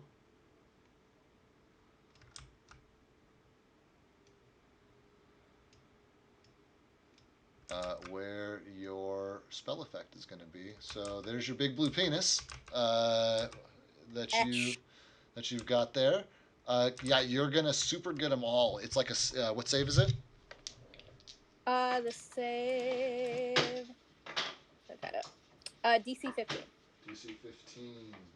She said, I have 1, 2, 3, 4, 5, 6. 2, 4, 6, 8. I need 2 more D20s.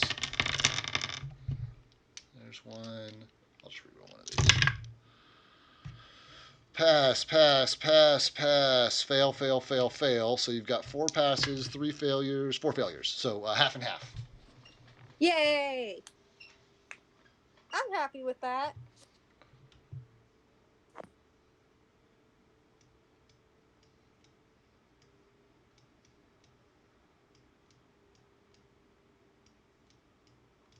All right, there's your 4. I just marked their tiles underneath little X's so that I remember that they've got this effect on them. Let's roll initiative. D20s plus your initiative modifier. I'm rolling for Titus and for Fen. And they both rolled the same number. Gotta live when that happens. Get in the tower. Put it in the tower. Yeah, I actually haven't upsized anybody yet for this one. So here's your upsize.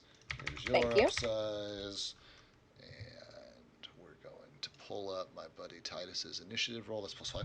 That's a 21 from Titus and a 18 from Fen. Echo also got 18. 5. Do you want to go first, Echo? Or do you want Fen to go first? Holy shit, a firework went off. I'll have Echo go first. Echo, Fen. I gotta roll for the bad guys. Perfect. That's not going to affect anything. Max, I feel like you always roll absolute shit on your initiative, man. What's your initiative modifier? +1. Okay, that'll explain it. It's not gonna even a high initiative modifier is not gonna fix a 4. Yeah, that's true. Okay, that does put our boy Titus up, and like you'll have to excuse me if I get this wrong, Jeremy, but I kind of feel like yeah, there is a way to default it to upsize. Basically, there's a template that I use to build all these maps in. What I need to do is I need to, select all the dice towers, upsize them, resave the template so that every new map that I build thereafter has the upsized deals. But I keep like forgetting to do that basically until we're at this stage where like this is not my template anymore. I'm not gonna like start from here. I'm gonna start from my template, and so here we are. But I think that Titus, unless his party tried to stop him, would move towards where the action is. So I think he would just like really relish the idea of just like hacking these dudes up. And with all the body throwing he was doing, I think he'd really like to chuck some bodies off this fucking bridge. So this is Titus is a bull seeing red, baby. Yeah, I fucking thought so. 5, 10, 15, 20, 25, 30, 5, 10. So he's going to run clean up to the edge of the effect and just sit there just fucking frothing at the mouth, like begging something to like come up and fuck with him. But that's going to be it for Titus. That does bring us to Echo. Echo is going to use Summon Nature's Ally, number 3. Cool. The remix. So that's a full round action. At number 3, that's got to be a high spell slot that you're running as well. That's a 3 spell slot. So I've never done a summoning, so like bear with me. Yeah. So it takes a full round. So what you're going to do is you're going to go find the animal list on the D20 website, on the Pathfinder's website, and you're gonna look through it. You're gonna figure out what you want. You're gonna pull up that stat block, and you're gonna let me know what it is so that I can find you some kind of model to. Okay, it's a leopard. Cat. Do I need to send you the stats? Yeah. I mean, go ahead and send me the stats just so that I have them. I'll post it.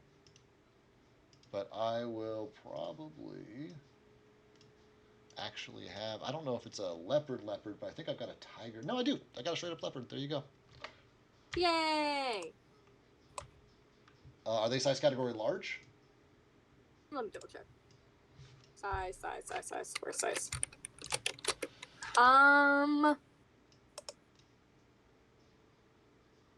Leopards are 4 feet long and weigh 120 pounds. No, then they're medium or maybe even small. Then, so you summon your leopard, and that takes a full round. What's the range on that spell? Let me see. Range says personal. Personal, great. So pick any tile next to you to spawn this guy in, basically. Okay. And he will come into effect at the start of your next turn. Okay.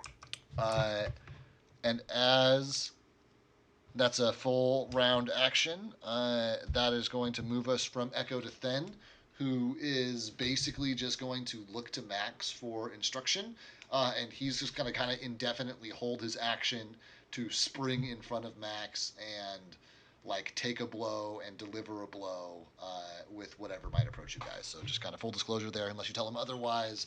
That's what Then's going to do. However, Then shares a turn with Roz, who like swoops down and picks up one of these guys. They're still pretty spaced out. He promised you 2 at a time, but you guys kind of get the sense that that is when they get to the bridge. But that's when they get to the bridge and they're all clumped up together because they're just too spread apart right now. But he does swoop down, grab the one that's closest to the ledge, and just fucking chuck it, boo, like down the ridge. And this thing like as it like scream laughs on the way down, and then he like swoops back up into the air. That's it for Then and Roz. That does bring us to the bad guys. They did roll better than Max did, but a fucking slug's gonna roll better than Max did this time around. So we are. So my guys who got, do they? What's their deal? Remind me of what's the spell called? Which spell? Double The check. the one you cast, the one these guys are in the effect of. It is Entangle. Entangle. About to say, I'm just going to pull it up myself so that I have this. Yeah. Causes It the, has the a list entangled of very condition. specific rules. Yeah, entangled condition. That's kind of Pathfinder. That's why Pathfinder is referred to as a really crunchy rule system, is because it has all this like nitty gritty stuff. But the trade off of all this nitty gritty stuff is that like you have it's like a Swiss Army knife, right? Like you can have a tool for every scenario if you are tactical about it. It impedes movement but does not necessarily prevent it unless the bonds are anchored to an immobile object. Tangled creature moves at half speed, cannot run or charge, and takes a -2 penalty on all attack rolls and a -4 penalty to dexterity. So they're easier to hit, and it's harder for them to hit stuff. And they're not going to cast spells, so no worries there. But this thing is considered difficult terrain even for everybody else. So what's their move speed? I have my. I checked it out from my local actually not my local library because mine doesn't have it, but I checked it out from a nearby library in the system, the Pathfinder Bestiary, the real book that I can like reference things in. It's very nice. Okay, we are.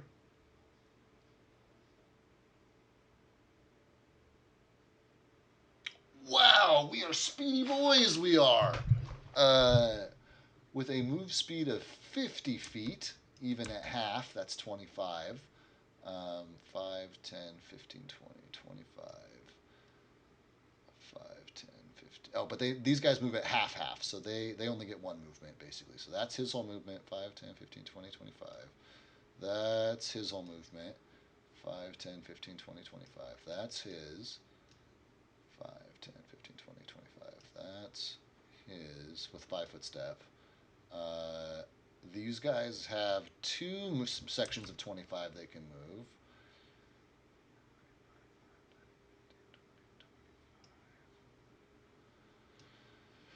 Uh, 5, 10, 15, 20, 25, 5, 10, 15, 20, 25.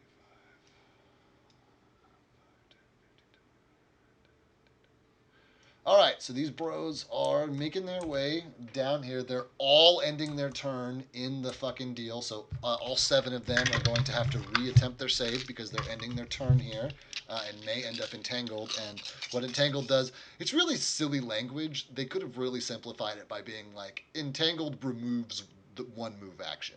Like that would have just That's been. what I thought. That would have been so much easier to do because everybody moves at half speed. It's considered difficult terrain. Difficult terrain means you move at half speed, but the way they phrase it, those who are entangled only have half their movement. So if you have half your movement at half speed, you only have a quarter movement, or you can translate that by removing half of your move actions, which would be one of your 2 moves, right? So they could have just said you only can move once at half speed if you're entangled. You can move twice at half speed if you're not. Like that would have been so much fucking simpler. But I know. That's why I was like, I'm gonna just let Dave read this because I've read this like 50 different times, and this feels very overcomplicated for what we're trying to accomplish. yeah, it's pretty fucking complicated. What's the DC? It's 15, right? 15, yeah. We're doing much better this time around. All but 2 saved, but it is the 2 in the front who did not save. I believe in Titus. He'll be fine. Okay, so that's it for them. Max, you are up, my friend. All right. Max does not have dark vision. Can you see what's going on here? He has his lit rock, so he can see where Titus is standing, and he can see writhing vines in front of Titus. But that is the extent of what he can see. He knows there are more hyenas down there, but he like can't make out specifically where they are. But he can probably see like their silhouettes moving against the background, so he like knows they're on the bridge. I'm assuming there'd be some kind of penalty if I were to try to shoot at them. Yeah. I mean, I don't know what the rules as written is. I just take it at disadvantage. I just take roll twice, take the lower of the two. Okay.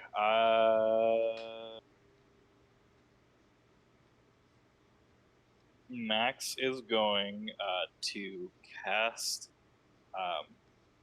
Actually, no. He's just gonna fight. He's gonna throw his rock. There you He's go. gonna throw his rock around where Titus is.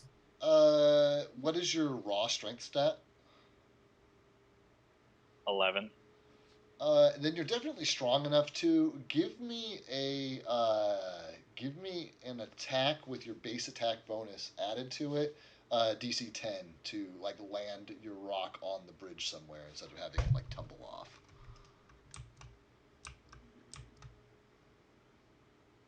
All right.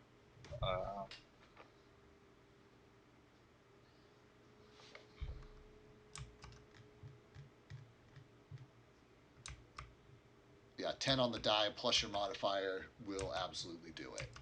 So you chuck your rock, it lands next to Titus, and let me get a new color out here to identify where your light is. I'm going to make a line 5, 10, 15, 20, 25, 30. So you can see out to here.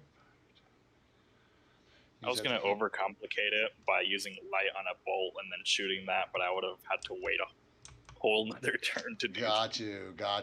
Yeah, I can appreciate just doing it this way because we'll call this your because you can like pull a lever, open a door, like do a little thing every turn, like chucking a rock that you're already holding. I would consider to be a little thing. 5, 10, 15, 20, 25, 30. So you can see down to the yellow line in bright light and the orange line in dim light. Okay. Would I be able to know that these guys are the ones that are not entangled? Yeah, I mean you could see that they're just on the outside of the bright light, and that would be apparent to you with the new location of the light source.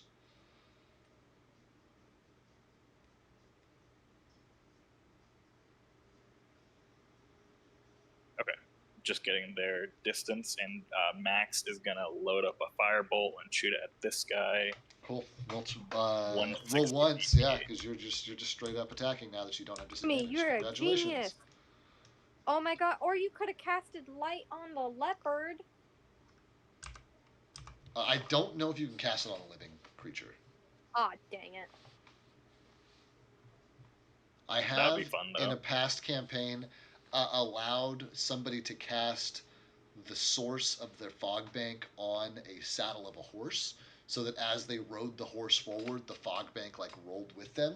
I have allowed that, so it's not outside the realm of possibility, but living creatures are hard to mess with because if you let people target living creatures with magic outside of the intended reasons, people try to do stuff like heat metal on the calcium in bones, and it just like gets out of hand really quick usually.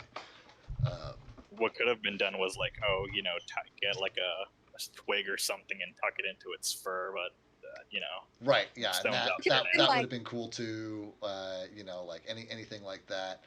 But we are rolling for your attack right now. Let's see if you hit this thing. Or Yeah, here, same. leopard, follow this rock. Same Titus's axe, something like that would have been pretty good. 25. 25 absolutely fucking hits. Roll your damage. And you're Alright, shooting so for let's this see. guy, is that correct? Yes. Okay, great. So roll your So damage with all D8. your fire stuff. Just D8 for regular and D6 for fire. 3 for regular damage.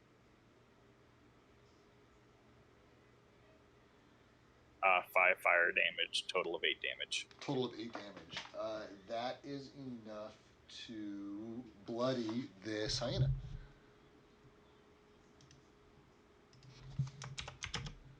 Alright, that'll be it for Max's turn. Great. Then we are back at the top with Titus, who is going to hold his action, and he's going to wait to. He's like in power stance mode. He's like ready to. Let me see here. As Jeremy described, home run derby in Super Smash Bros. These guy, and oh yeah, that's a good idea too, Jeremy. Would have been a good idea to cast light on Titus's axe so you could see the So you could enemies pick near up the him. rock. That is fucking sick. Yeah, he could, but he is very singularly focused on these guys here.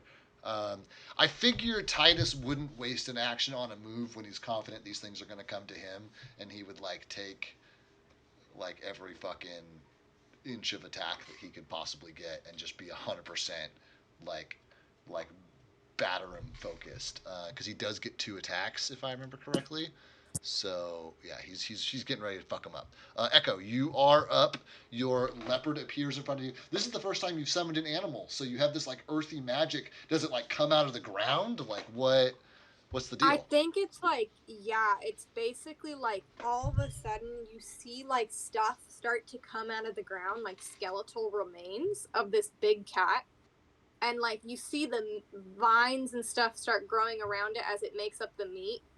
But I think like physically, I imagine this big cat is more like, instead of looking like a traditional big cat in the sense that it is made of like meat that and fur and whatnot, I feel like it's like elements of bugs and like roots and vines that is formed around like bones that were deep in the ground from like years ago when a leopard had died here or something. Okay, I like that. That's cool.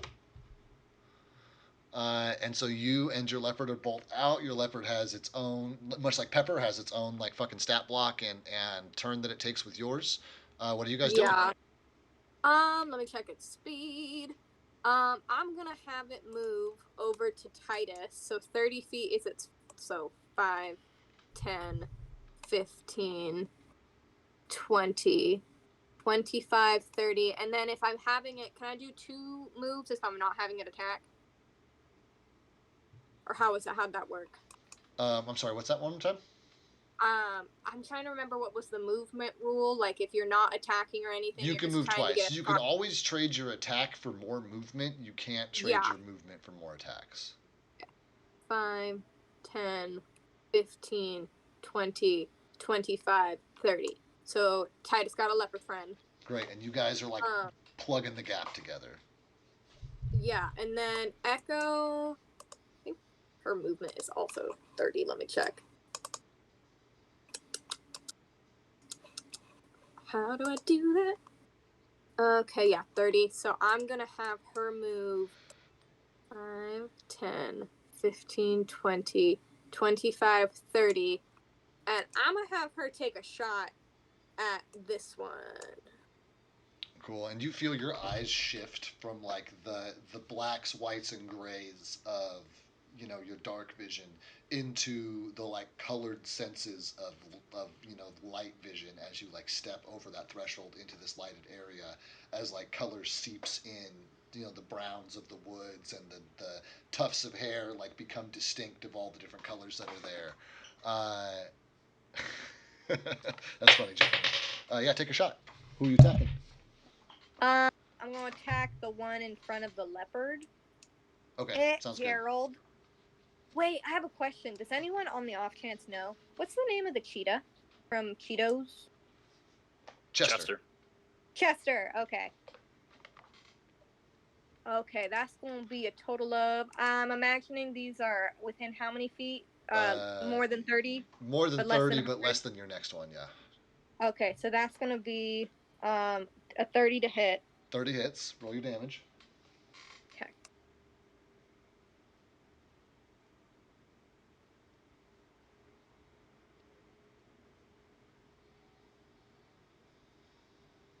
That's gonna be an 8 in total.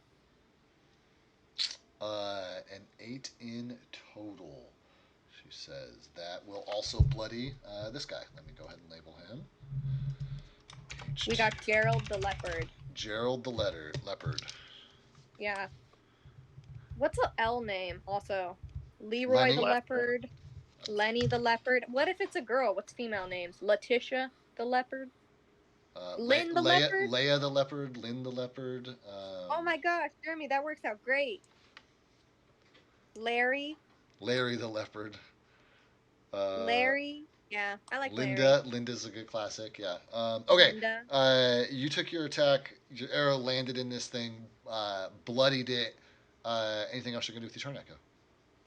Mm, can I do like a perception check on these guys just to see if this is like regular old animal shit or if this is maybe some like weird magical shit like we did last time when it was that wolf battle? Yeah. Very moderate DC. Go ahead and roll your roll a nature check. Survival, Okay. knowledge, nature, Yeah. survival. What are those Knowledge, two? nature, or survival? Which one? Either or? Roll me a knowledge nature. Roll me a knowledge nature. Okay. That's going to be a total of 19. Total of 19, absolutely. These guys are 100% mundane, regular ass hyenas that are under some kind of magical influence. Okay. Okay. Cool. If Yeah. that is I it love for it. Echo, we are up to Roz and Then. Then is hanging out. Roz is going to fucking make both of his like push attempts basically on these guys. He passes Bless one. you. It was a cough, but thank you. He passes one, fails on the other, and this bloody guy falls like way the fuck out of here as he like swoops in, does another dive bomb, fucking grabs one of these guys and like chucks it. You like watch his body bounce off the ridges, and like many seconds later, hear the splash of him hitting the water. Highness is mostly closely related to cats and dogs. That does I not have heard surprise me. of this. That does not Yeah. surprise me. Uh, then it does bring us to our baddies. We're gonna have these two guys take their movement to get up here, but that's all they get. Titus is going to take his fucking attack here to try to knock thing one off, and I think what he's gonna do mechanically is he's gonna cleave, which means he's gonna attack the first guy. If he hits, he gets a free attack on the second guy, and he just gets to do damage to all of them. I don't know if that's going to make any difference though, because I really don't think Titus is going for damage here. I think he's going for like strength. So what I'm going to do is I'm still going to have him roll both of his attacks, or the attacks for the cleave. But if he hits the attacks, I'm just going to have him roll a bull rush, just like to knock these guys off. So because they are four-legged, they are pretty strong against that kind of stuff. So here's Titus's attack on his first guy as he swings to hit. Nat 20 just fucking destroys both of these guys. Like on a nat fucking 20, he just absolutely like classic Titus move with the flat of his axe, slams one of these hyenas into the other one and like billiard balls him and like bounces the second one all the way off, and then he just like carries that through and just like completely like lifts up and swoops off the second guy, and they both fucking tumble off of the edge here, and Titus is so ready for more. But that is going to be it for him. Brings us to Max. No, I'm sorry. The rest of the bad guys seem to move still. I'm sorry. So sorry. Has to use all of his movement. Has to use all of his movement.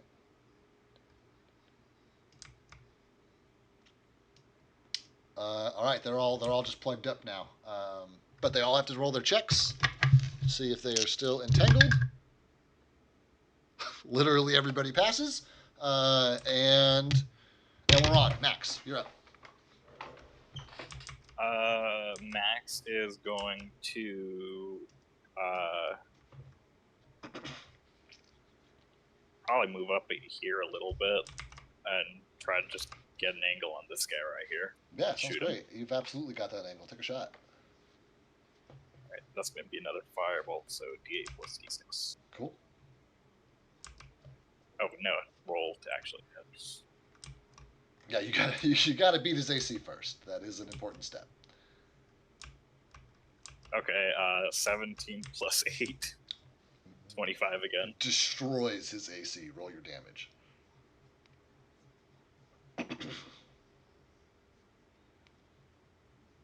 Okay, 1 damage for piercing, and then 4 for fire damage. Total of 5. Total of 5. Will not quite bloody him, but will wound him. So, I'm sorry, you were going for the one behind this guy. So this is H3 wounded.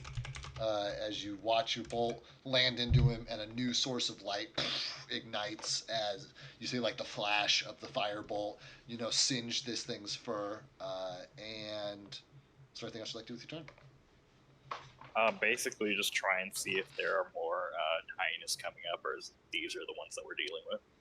Yeah, go ahead and roll me for. Wow, you can't really see that well. Roll me another wisdom. Roll me a. Did you guidance yourself by chance when you were guidancing everyone? It was resistance. It's for saves. It's for saves. Well, because I'm going to have you roll a. I'm going to let you use that here. So go ahead and give me a wisdom check. But go ahead and take your +1 for guidancing yourself. Okay. Resistancing yourself, whatever the fuck you did. Ooh, that 1. That one, oof, rough.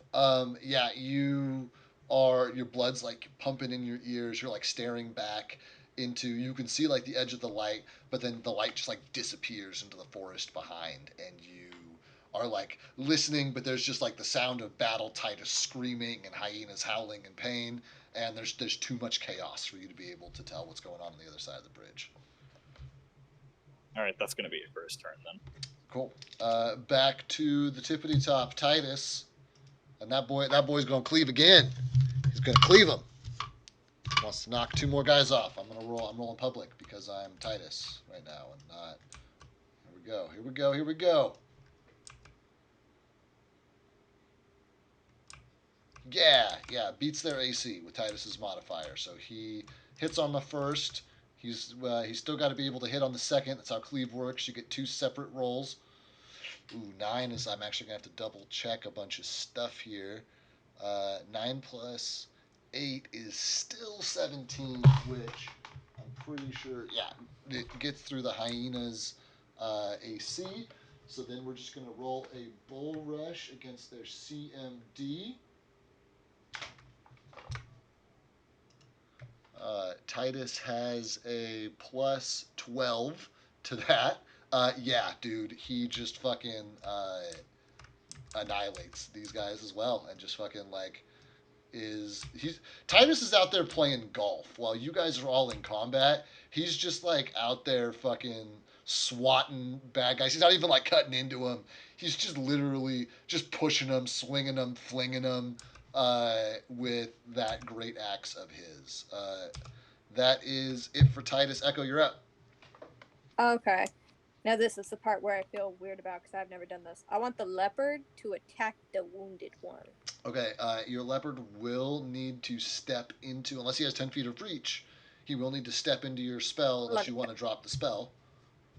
Let me see. Or he could hold, I think, right? Or he can hold his action. Correct.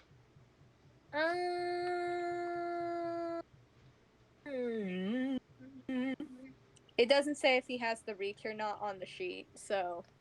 If it doesn't specifically call out reach, then he's got 5 feet of attack range, which makes sense for how small he is. So he would have to move up, but you can, as a free action, just completely drop that spell.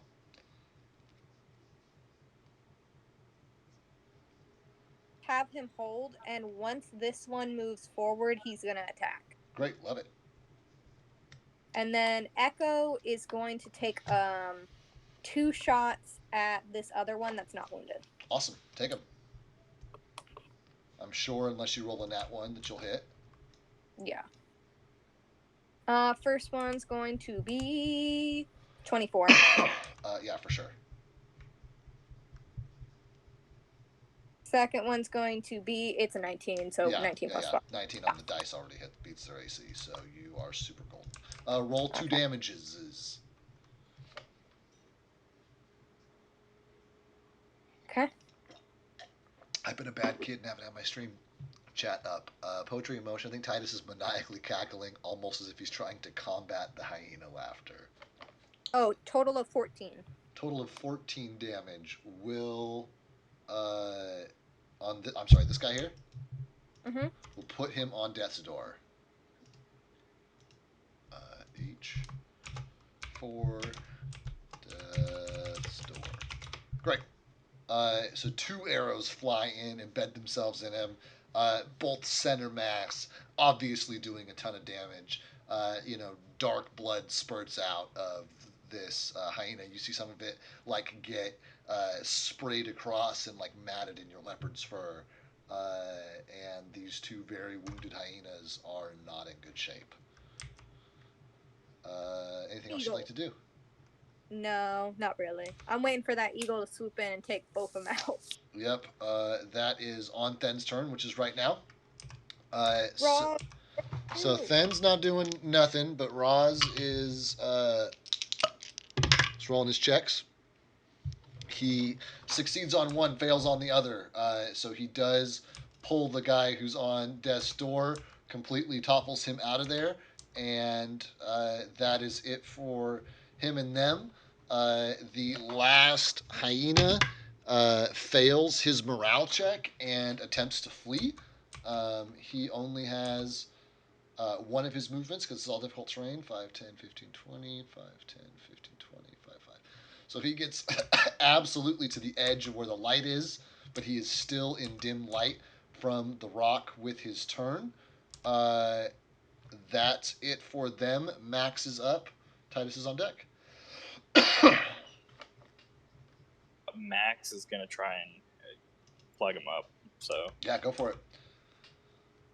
Plug him up, plug him Titus, up. meanwhile, is screaming at Roz for stealing his kill. He's very angry that he didn't get to knock this thing off the bridge. 21 to hit. 21 will hit. Roll your damage.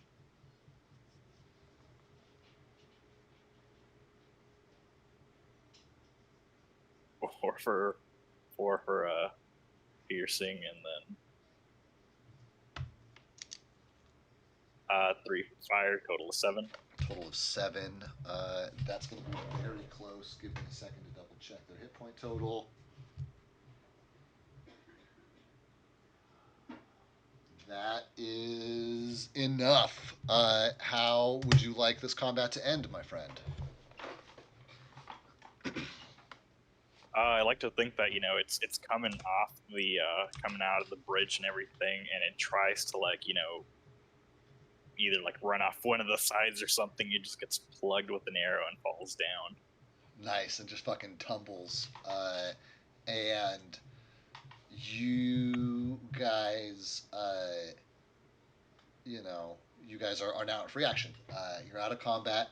The spell effect, either times out or Echo, releases it. The rock is still lighting the bridge, so you guys can see fairly well. Then calls out to the rest of the refugees behind you guys on the other side of the bridge, and says, "It's safe. It's safe now." And the refugees slowly make their way out, and you see their torches doof, doof, doof, light up again, all 3 of them. And you guys are in free action. The eagle is flying high, but is dropping down to your level, and it eventually perches on the these big archway overhang things, and says that I wish you well in your travels. Let's see here. I need to double check something real quick. He says Iora will, and that's Iora. Iora will deliver your friends as she promised. He says, just as I have aided you in combat, as I have. An eagle's word is sacred bond.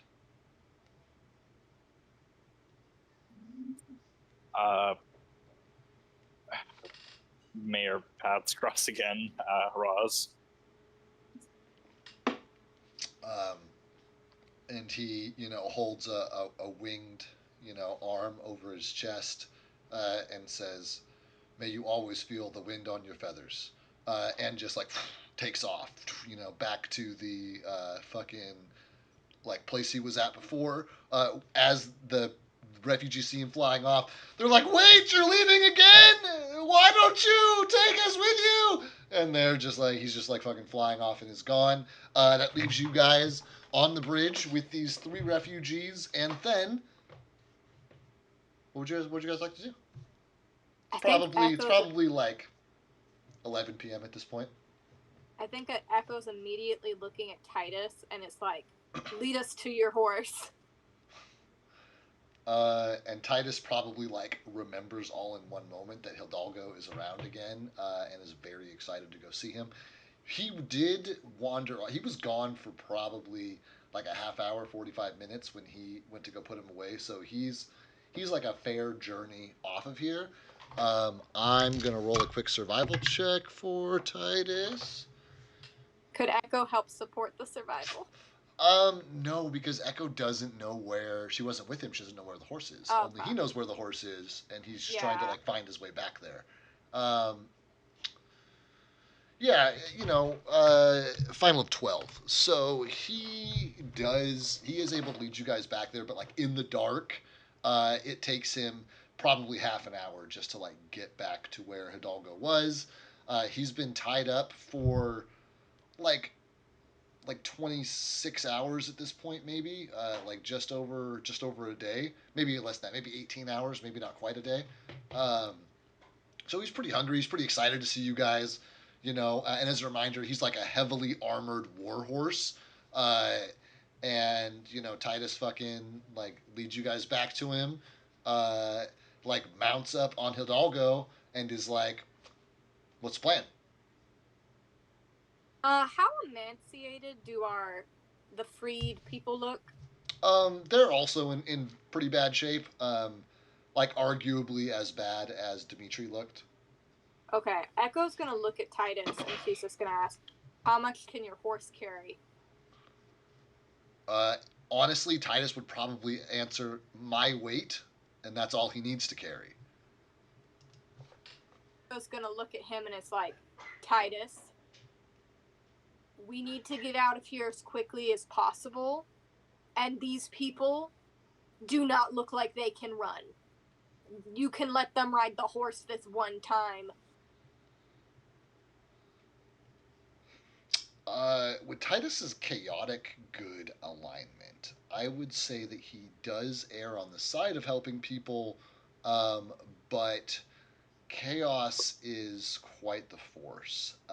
And based on the way that Jeremy plays Titus, I'm going to pretty much assume that Titus's answer would be something along the lines of, like, I've protected people like them for money every day of my life, and unless they have any of that, I'm not interested in letting them use my horse, especially because more to ensure he gets his reward, exactly. So that's kind of the vibe I'm going for here, especially because I want you to keep in mind that this armored warhorse represents, like, I don't know, it's like 1,000 golds worth of money. Like, this is a very expensive investment.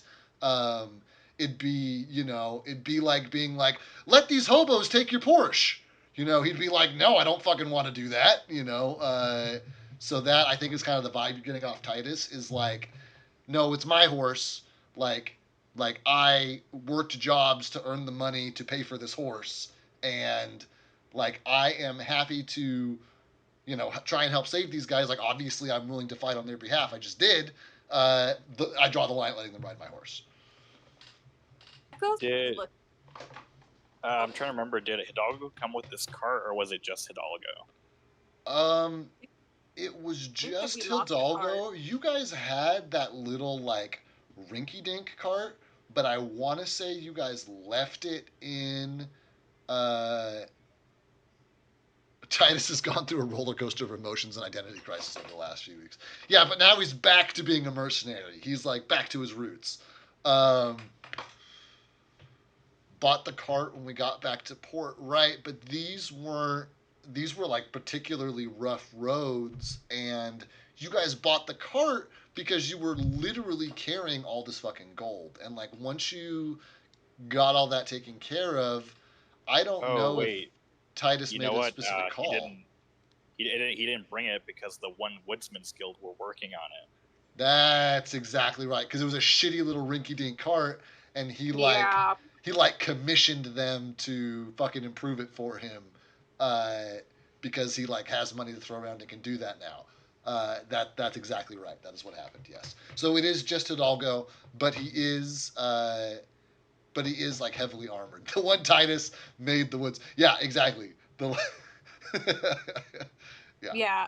With kind of Titus's response seeming to be, I'm not getting any like benefit by letting these people ride the horse. Well, and it's not even that. Echo. It's also like they're just as likely to get my horse killed as they're likely to get themselves killed, and that represents, more money than I made on any single job. Yeah. Echo is going to look at Titus, and she's like, if we put them on the horse, we can get them to Ruinswick faster, and we can get your reward. And she's gonna specifically look at Titus, like she's getting closer to Titus, and I imagine he's kind of looking down at her, and she's like, knowing the kind of man my father was, did not think he would be close friends with Chares if he was the kind of person to give out rewards to those who would let these people suffer to protect a horse.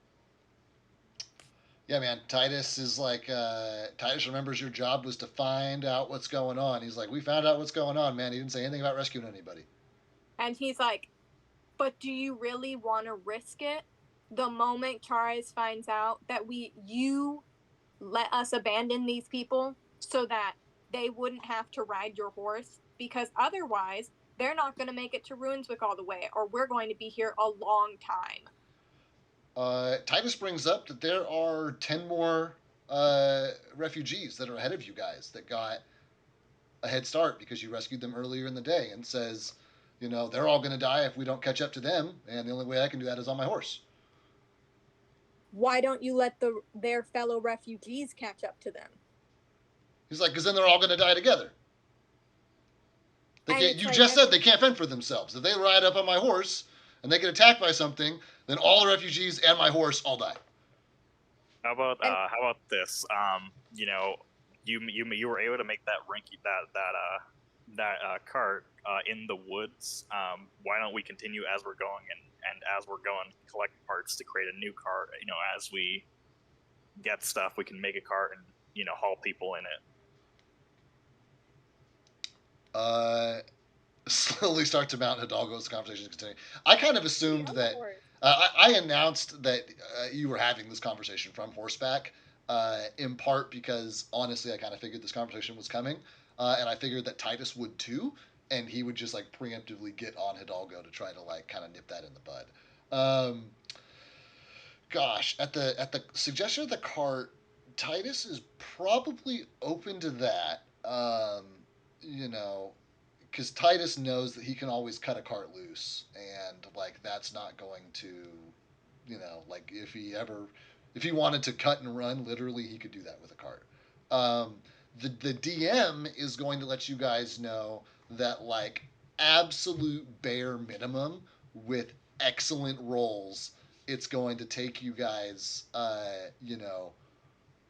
it's going to take you guys at least a long rest's worth of time to build a cart in the dark, right? To like find the parts for this and like build this in the dark. Or it's gonna like if you're grabbing parts as you go, it's gonna like slow you down pretty significantly as you're like wandering off the beaten path to go like look for like pieces of whatever. And Titus is strong and he can carry a lot of that stuff on his own if you wanted to do that.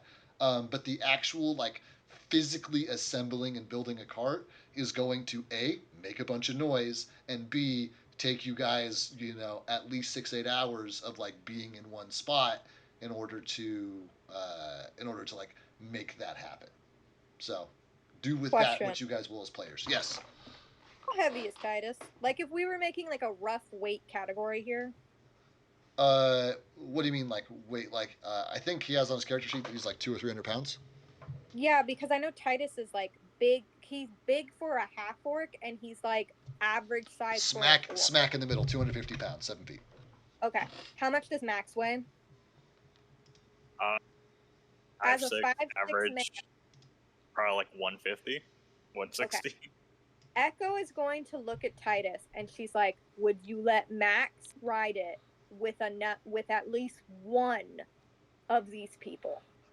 You haven't even sold him on the cart idea 100% yet. I'm getting Jeremy's feedback in chat. He's calling it for a D2 to weigh pros and cons. So do you want evens or do you want odds there, Jennifer, for your conversation here? For the cart or for the For the let cart Max ride? to talk Titus into like Well, spending the Echo time to doesn't build want the to talk. cart. She doesn't want to talk him into building a cart. Echo does not think that's a good idea, so she's not doing it. That was Max's idea. Okay, then Max, do you want evens or odds? I guess evens. Okay, Yeah. sounds great. Echo's hope was like maybe he'll let Max ride the horse and we can get Max and maybe one or two of these emaciated people on it. Figure with the cart building, if it ends up going, it's not going to be evens. There you go. That was your call, right? Was even? Yeah. Cool, sweet. Yeah. So so Titus does concede that building a cart is a good solution. He admits to you openly that it's because he can cut a cart loose and just like ride off with a doggo if it comes down to it. But he's like, but that's a good way to go. He also brings up it'll slow you guys down a little bit to have a cart you're trying to drag through these roads that nobody's traveled in 100 years. Yeah. You know, With Titus kind of saying that, Echo is going to look at Max and it's like, we do not need to build a cart. It's not going to traverse well. It's going to take too much time, and they can exit that area anytime they want, and they're only a few miles off from us. We don't have time for a cart. I didn't plan on doing it right now. I figure once we get to a cave or something where we can rest, some people can. I thought you meant right now because that's what we're trying to figure out right now. No, this is more for once we hit a cave or something because it's a several-day journey. Okay. The first leg of this is going to be, however it goes, but the rest of it, if we can get to a camp or something, keep people on watch, make sure that nobody's unaccounted for, that sort of thing. Yeah. Yeah, and on that note, you guys are like having this conversation here. The rest of the refugees are back there, and they like the idea of a cart, but they also do not look like they're going to be like moving real fast through terrain over the next couple of days. So they're like advocating for the cart, but they're like kind of like nervously glancing over the bridge into the dark and saying, but maybe not build it here. Like we should definitely, for now, we should definitely keep moving and put as much space between us and the gesture over the bridge and point at the now illusionary dome of the city, like us in that place. Yeah, I think Echo then is going to go back to her argument of, will you let Max ride it since he's light with at least one of the refugees?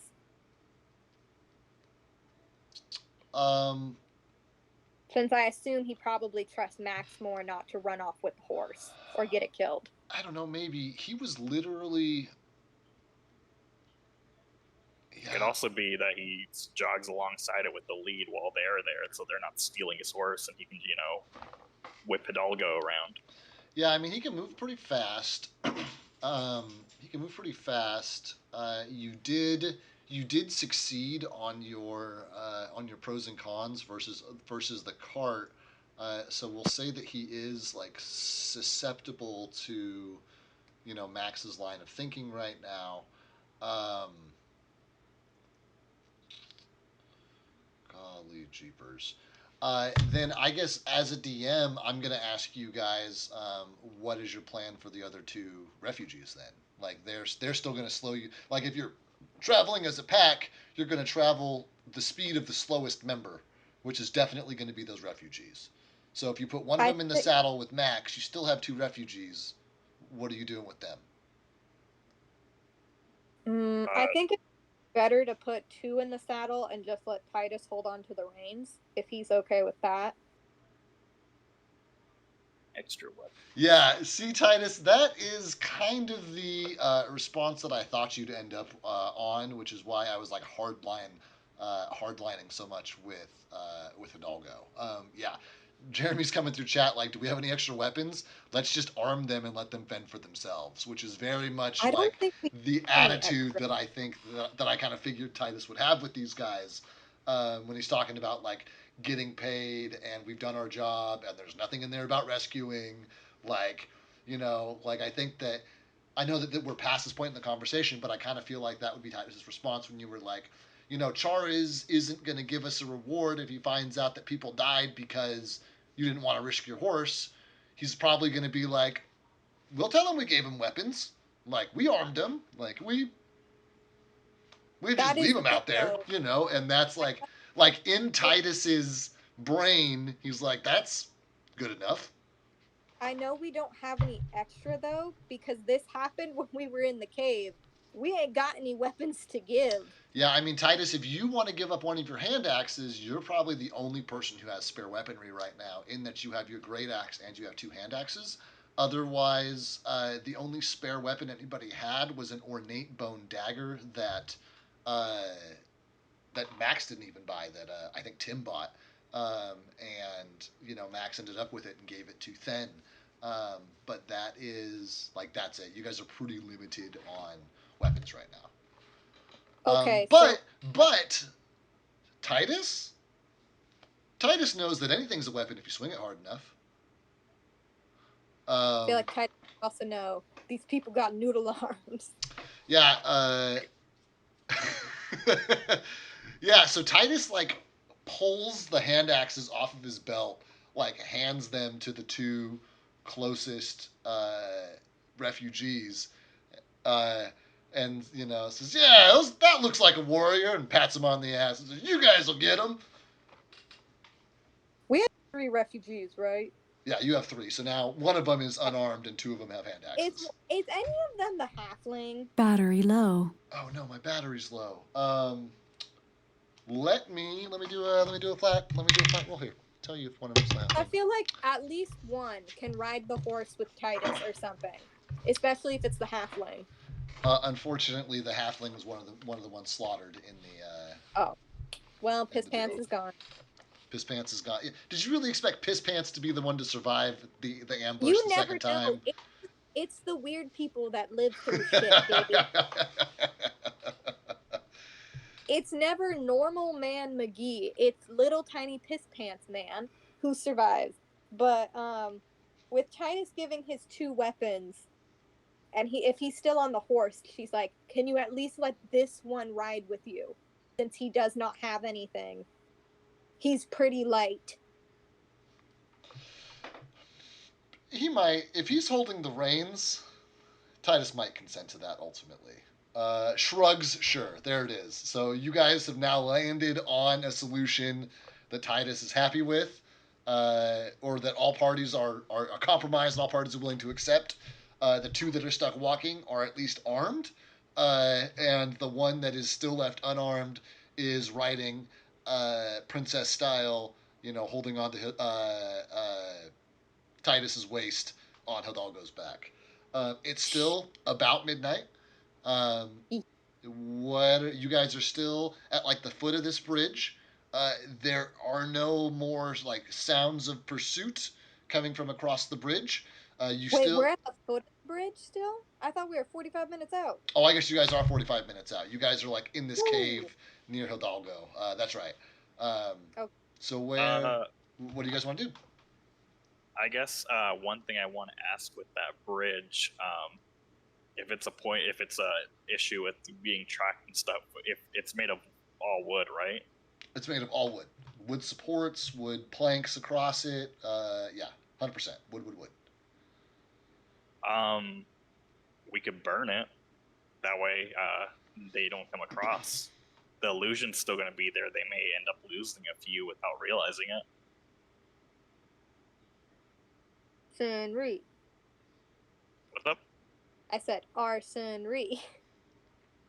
And I guess if we were to go back and do that, would Max be able to do that with this fire arrows? Yeah, 100%. It will burn faster depending on how many arrows you shoot at it. But in theory, one well placed arrow could be enough. 100%. What Max is gonna do if at this point, I'm assuming Titus is gonna go on ahead with Hidalgo, unless he wants to chill out with us while we take care of that. But I think Echo can probably go with Max if you want, and maybe if Titus is good, he can take the people and then. So you're gonna send the civilians with Titus ahead to go find the rest of the civilians, while the two of you hang back and burn the bridge. Yeah. Sick, love it. Yeah, Titus makes his way off. He's got to roll his own fucking survival check as he's on his own now. Interesting. And you guys make your way back to the bridge. Max, how many of your arrows are you gonna fucking spend on trying to ignite this thing? I'm assuming each side has two supports that dig into the that go under the bridge and dig into the cliffside. Correct. Yes. So what Max is going to do is probably send 4 of them, 2 on each side. That way burns up quickly. Okay, sounds good. These were the fire bolts Chares gave us, right? Yep. Yep, sounds right. Okay. Yeah. I want to say Echo got the same kind because I know it was like the special arrows. Is why I have it listed. If you got some and you want to save me some bolts, you can absolutely take a couple shots. Are you trying to? I'm sorry, Echo. Are you taking shots? Echo will also take shots. Are you guys all standing on one side of the bridge while you take these shots? I'm assuming that we're on the cliff sides. Each side. Plug one here, plug one there. I don't even need you guys to roll checks for the near posts because they're very close to you and very easy for you guys to hit. For the ones that are all the way across the canyon, it's a bridge. It's not moving, but it is basically just a plank of wood, only a few inches wide on the target. So that's an AC of 15 to hit them from here. Go ahead and roll damage or roll your attacks. And I won't need you to roll damage if you make it. You'll just fucking do it. All right, that's I think that's more than 80 feet. Yeah, bridge is about 100 feet long. Okay. I'm sorry, how much, Jennifer? 17. Great. Hits, ignites. 29. 29 hits, ignites. You guys fucking set the supports of this thing on fire. That would have been a crit because I crit on 19s. Yeah, then with a burst of flame, not only do you catch the support, but you also like that flame jumps and spreads and starts igniting a bunch of the bridge on the far side on the top as well. Basically holding his crossbow in one hand as he turns is let's get out of here and try and catch up to the rest of the refugees. Echo's gonna nod and start, jogging off. You guys all continue your way down the road. You pretty quickly realize that that you're looking for Titus's tracks and you don't see them, and after 3/4 of a mile, it becomes pretty clear to you guys that Titus never found his way back to the road. Wait, what? Titus never found his way back to the road. You guys are looking for Hidalgo's tracks on the road, and you get to a point where you for sure should have started seeing them, and you still don't see them. I have a question. Yeah. With one of the Summon Nature's allies, I'm able to summon a bird. Could I do that to have it go up in the air? Because I know it's 7 rounds, but see if it can fly up in the air and spot them. Yeah, I mean, I'm going to argue in this instance because you have, an exact description, and I think there is a command called like spot or something, that'd be something you can do because you are much more limited with your summoned animals. Like you don't have your empathetic link with Yeah. them; they're not as easy to communicate with. But yeah, I mean, I think that's if you want to burn a spell slot, that's a fair use of a spell slot for sure. Okay. I'm gonna use. Let me see which. Summon Nature's Ally 1. And I'm gonna summon an eagle. And eagles, let me see what their stats are. Boop a doop boop a doop a doop doop a doop boop a doop boop. Their where's their fly speed? Their flight speed is 80. So I'm just gonna have it go up and try and like circle around and see if it can find see Titus or Hidalgo or because they're pretty recognizable. Sounds good.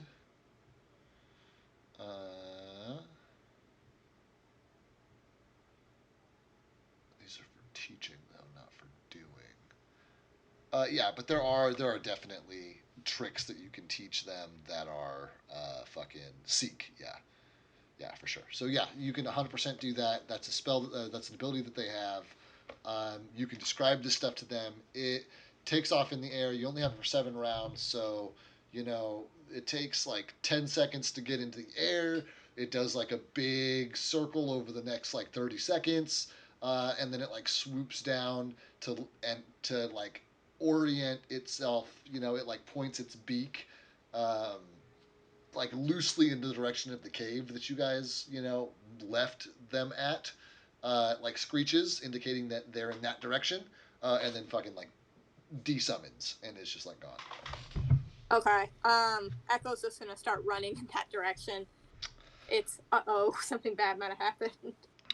Yeah, and you guys fucking truck into the forest, and you hear them before you see them. Titus and his group. Basically, Titus is not really taking any shit, and he's just kind of like basically treating these guys like soldiers and marching them. Uh, but in the process, it's very obvious that Titus has no idea where he's going, and he's still just like He's just like saving face basically, and just like continuing to march these guys quote unquote forward. Kind of figuring that eventually they'll show up where they need to be. But as you like approach, you realize that his angle is like way off, and he's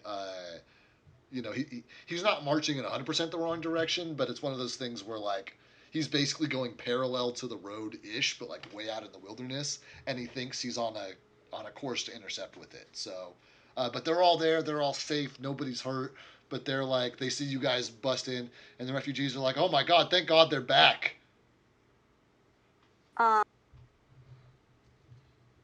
Can Echo roll a survival check to try to just guide us back? Like to be the guide. You can get back. Not a big deal. I will let you roll a survival check for just like how much ground you guys are going to cover, especially because again, this is nighttime. Stuff can't see really well. Titus did enforce full discipline on them and like make them put out their torches, but then they're just like stumbling through, and Titus is like borderline. Like when you burst through, Titus is like almost trampling over one of them with Hidalgo, and is like, "Nah, you got to keep moving." And like just like drill instructoring these guys basically and keeping them moving forward. I rolled a 35.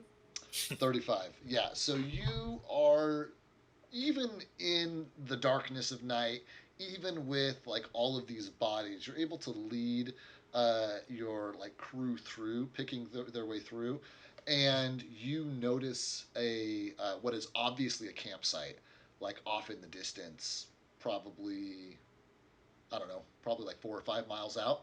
Um, it's like just super obvious because of how dark it is, and it's the only fucking source of light out here, outside of the stars. Um, are you guys going to continue up the road, traveling that way, presumably? Yeah, but I think it's like Echo's gonna kind of look back at everyone, and it's like once we get closer to the campsite, stay put, and I'll check it out. Like she's gonna try to stealth her way to check out, see who it is. How far back do you want these guys to stay? Probably about I think maybe like 100 feet. enough for like Max to be able to reasonably shoot if something happens, but still far enough to be like hidden a little bit. Sounds great. Hopefully, Jeremy can tell us what Titus is going to do, how he's going to proceed here, because hopefully he will be here next week. But this feels like a good place to end the session for the night, with you guys making your way through the wilderness, arriving outside of this ring of camplight, and like sneaking your way in to fucking see who it is and what's going on here and what the source of it is. And we'll end our session here with you guys basically not quite a full day's travel, but most of a night's travel back towards Ruinswick, having sent Dimitri and Pepper along with a note, which should be you guys don't know exactly how long it takes for a giant eagle to cover that distance, but you would imagine that not having to like snake their way up these mountains, that it can make this trip in less than a day. So you figure that everybody should be getting dropped off sometime before sunup, and the rest of you are just hoofing it back old school, trying to make your way back to civilization, and we'll pick up here next week. Sounds good. Yep. Cool. Well, We did. you guys aren't dead. Not only are you not dead, some of the refugees are still alive, which is really remarkable. And and you guys are fucking like behaving, and it really took a lot in me to not make Titus suggest destroying the bridge. Because I was like, it's something that I feel like Titus would do, but it also feels like one of those things that's like a really obvious answer to me as the DM that might not be obvious to my player. So I was just like sitting here quietly, like waiting to see if anybody was going to try and destroy this bridge. And it warmed my heart greatly when Max looked up and was like, "We could burn the bridge." It's like, yes, fucking finally, somebody got there. So yeah, I big forgot. congrats. I keep thinking it's a stone bridge. No, it's just it was a very sturdily built wooden bridge, but it was. I had thought of it at first, but what I was thinking was, we got axes, we got Titus, we'll have him chop it down. Right. And I was like, no, it's a wooden bridge, you can just burn it. Yep. There's an easier way. Yeah. So fucking cool, you guys. I am gonna go end stream, and then I will be back. Sounds good. Okay, guys, let's see here. What do we got? Who's in the channel? Who's in chat? It's me and Jeremy. Thanks for being here, bud. I know that you are taking care of Lynn, and I appreciate you for being a good guy and doing that. And I appreciate you still taking the time to stop in here, see us. I don't have anybody on right now currently doing anything. Jay Muse is on playing Fortnite, but I don't think that dude needs a raid. I think he's doing pretty well for himself. So since it's just you and me, Jeremy, thanks for being here, man. I hope to catch you next week. If not, let us know, and fucking catch you next week. Thanks for being here, bud. Later. Peace out.